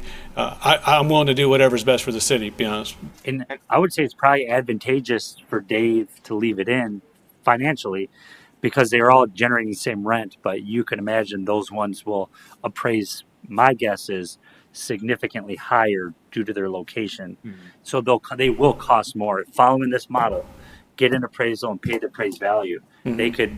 I could see those appraising for well over $200,000, well over $200,000, $300,000, just because of location. The people that are renting those are getting a heck of a deal if they're paying the same rent that they're paying, like say 4 blocks further north or further south. Yeah, the further you go into the suburbs, it's less rent. The closer you are down to the core, it's more rent. If the concern is with regard to that berm and what could happen to it, if you keep these within the development agreement and honor someone that wants to exercise that clause to purchase it, are there solutions that we can explore to protect the harmony of that neighborhood then, so they don't affect that berm? I don't know if that's a deed restriction or there's something else, but if that is the concern and the problem, let's look at how do we solve that problem. Sure, and that's just one concern we just brought up this evening, but I'm certainly open to more discussion on it. Absolutely. And again, we don't. If you're going to do the voting on it, because truthfully, time is of the essence now. We finally reached that number, and with slab foundations, once the frost hits, we're done. That means I can't start again until next year, and we start the process all over again. And right now we've created the buzz, and people are calling, when's your next one going to be ready? I heard from a friend that you guys are still building out there. Can you tell me an address and when it's going to be ready? We have that now, but if we lose that momentum, this program could be hurt. Right, so we can move forward, but at the same time, we can continue to look at the special case of the Webster properties. Oh, absolutely. Absolutely, Mayor. And because I think there's more than just the berm that would be affected, by purchase. But let us see specifically, what is required, what was required at the beginning there. But I'd be in support of moving forward with, authorizing the next phase, but with, the clarifications and, getting into the weeds there about, what are the special issues, on Webster and, how are things affected. Sure. I'd be more than happy to have the discussion at any time. Mm-hmm. Yeah. I think for tomorrow's purpose, I don't know that there's a need to change anything in the agreement. I think Webster is in, and there's nobody looking to purchase one. So I think we have time to, presumably there's support, get the agreement approved tomorrow. Let West Urban get these next 25 foundations in the ground so we can build throughout the winter, and then we'll deal with Webster in the meantime. And if somehow in the meantime means somebody puts an off, a tenant tells you next week they want to buy one, then it just means we have to deal with it next week. Yeah. And we did, right on the corner of 6th and Mason. That one didn't rent. The person that was going to rent it asked if they could just purchase it. No problem. We sold it to them. They're living there. But we'll get that That's clarification. with the wrought iron fence or aluminum fence around it. No, I don't think he's putting any fencing around it. It's the one that's across the street from when I, the community garden, when I had serviced that off to give back to the neighborhood, right there on 6th and Mason, right in the corner there on 6th and Mason. There's a new one standing right there, and they were gonna rent it first, and then they said, can we buy it? We said, sure, this is the price. They were approved. They moved. They're living there now. And we have 3 other ones right there on that corner that, 2 of them are under construction, which will be done in the next 5 weeks, and then we have another one that's just finished. Very good. Okay. That they're right there on the corner of 6th and Mason. Thank you. Anything else before we go to public comment? Just wanted to get clarity. For the agreement that's in our packet for tomorrow, the address, are these are the new addresses? Or is this the copy of the This is just the old agreement. I think all we're saying is tell him to go to phase 2. Yeah. Are we going to be getting the list of addresses as well? Because the list of addresses came with the original agreement for phase 1. No, these are all them. Yeah, the These are addresses. for all the phases. Oh, those are for, okay. Yes. Those are for all the phases. They are, Yes, Ken. Okay, I just want to make sure they're reflected in there. Yeah. Cool. Yeah, those are for all phases for the whole project. Okay, cool. So It just gives we'll them the flexibility to go where if we have a title issue, we can move on to a different lot, or if part of a neighborhood has a little bit of problem building for a certain type, we can move to a different lot. Yes. So we can pretty much pick anything off this list that's not already built on. And our plan is to drop 10 in right away. I mean, literally within the next 6 weeks, we'll be having 10 more in the ground, ready to go. Hopefully 6 weeks. It just, as soon as I get approved by the commission, we will then set up clearing and in full speed ahead, and we'll drop, 2 foundations in a day. Nice. The weather is favoring you right now. Right so. now, yes. Take We don't know how advantage. long, unfortunately, but yeah, that is the goal, is to get 10 of those in. And if we can get 15 in, we'll get 15 in, even just to carry it through the winter. And that's not going to stop us from continuing forward on the other program that we're up for, which is the ARP program. Same thing. I wanted to get 10 to 15 foundations in this year for that as well. So unfortunately, time is of the essence. All right. Well, thank you, Mr. Dusendang, for your partnership and your investment. Well, thank you for all voting for me to go through with this. Absolutely. Thank you, Mr. Dusendang. Thank you. That brings us to public comment. Members of the audience are invited to come up to make any comment. Each individual is given a 3-minute opportunity to give their comment. You can give question or observation. We do not engage in debate or discussion at this time. If there's a particular question that does need to have further investigation, we can put you in contact with the appropriate staff member in the appropriate department that can focus on that question or that concern. Are there any members of the public that would like to make a comment at this time? If not, Vice Mayor, take us home. I move to adjourn. Support. Moved by the Vice Mayor, supported by Commissioner Savinga to adjourn. All in favor? Aye. Thank you. Thanks everybody for coming out. Good night, everyone. I'm gonna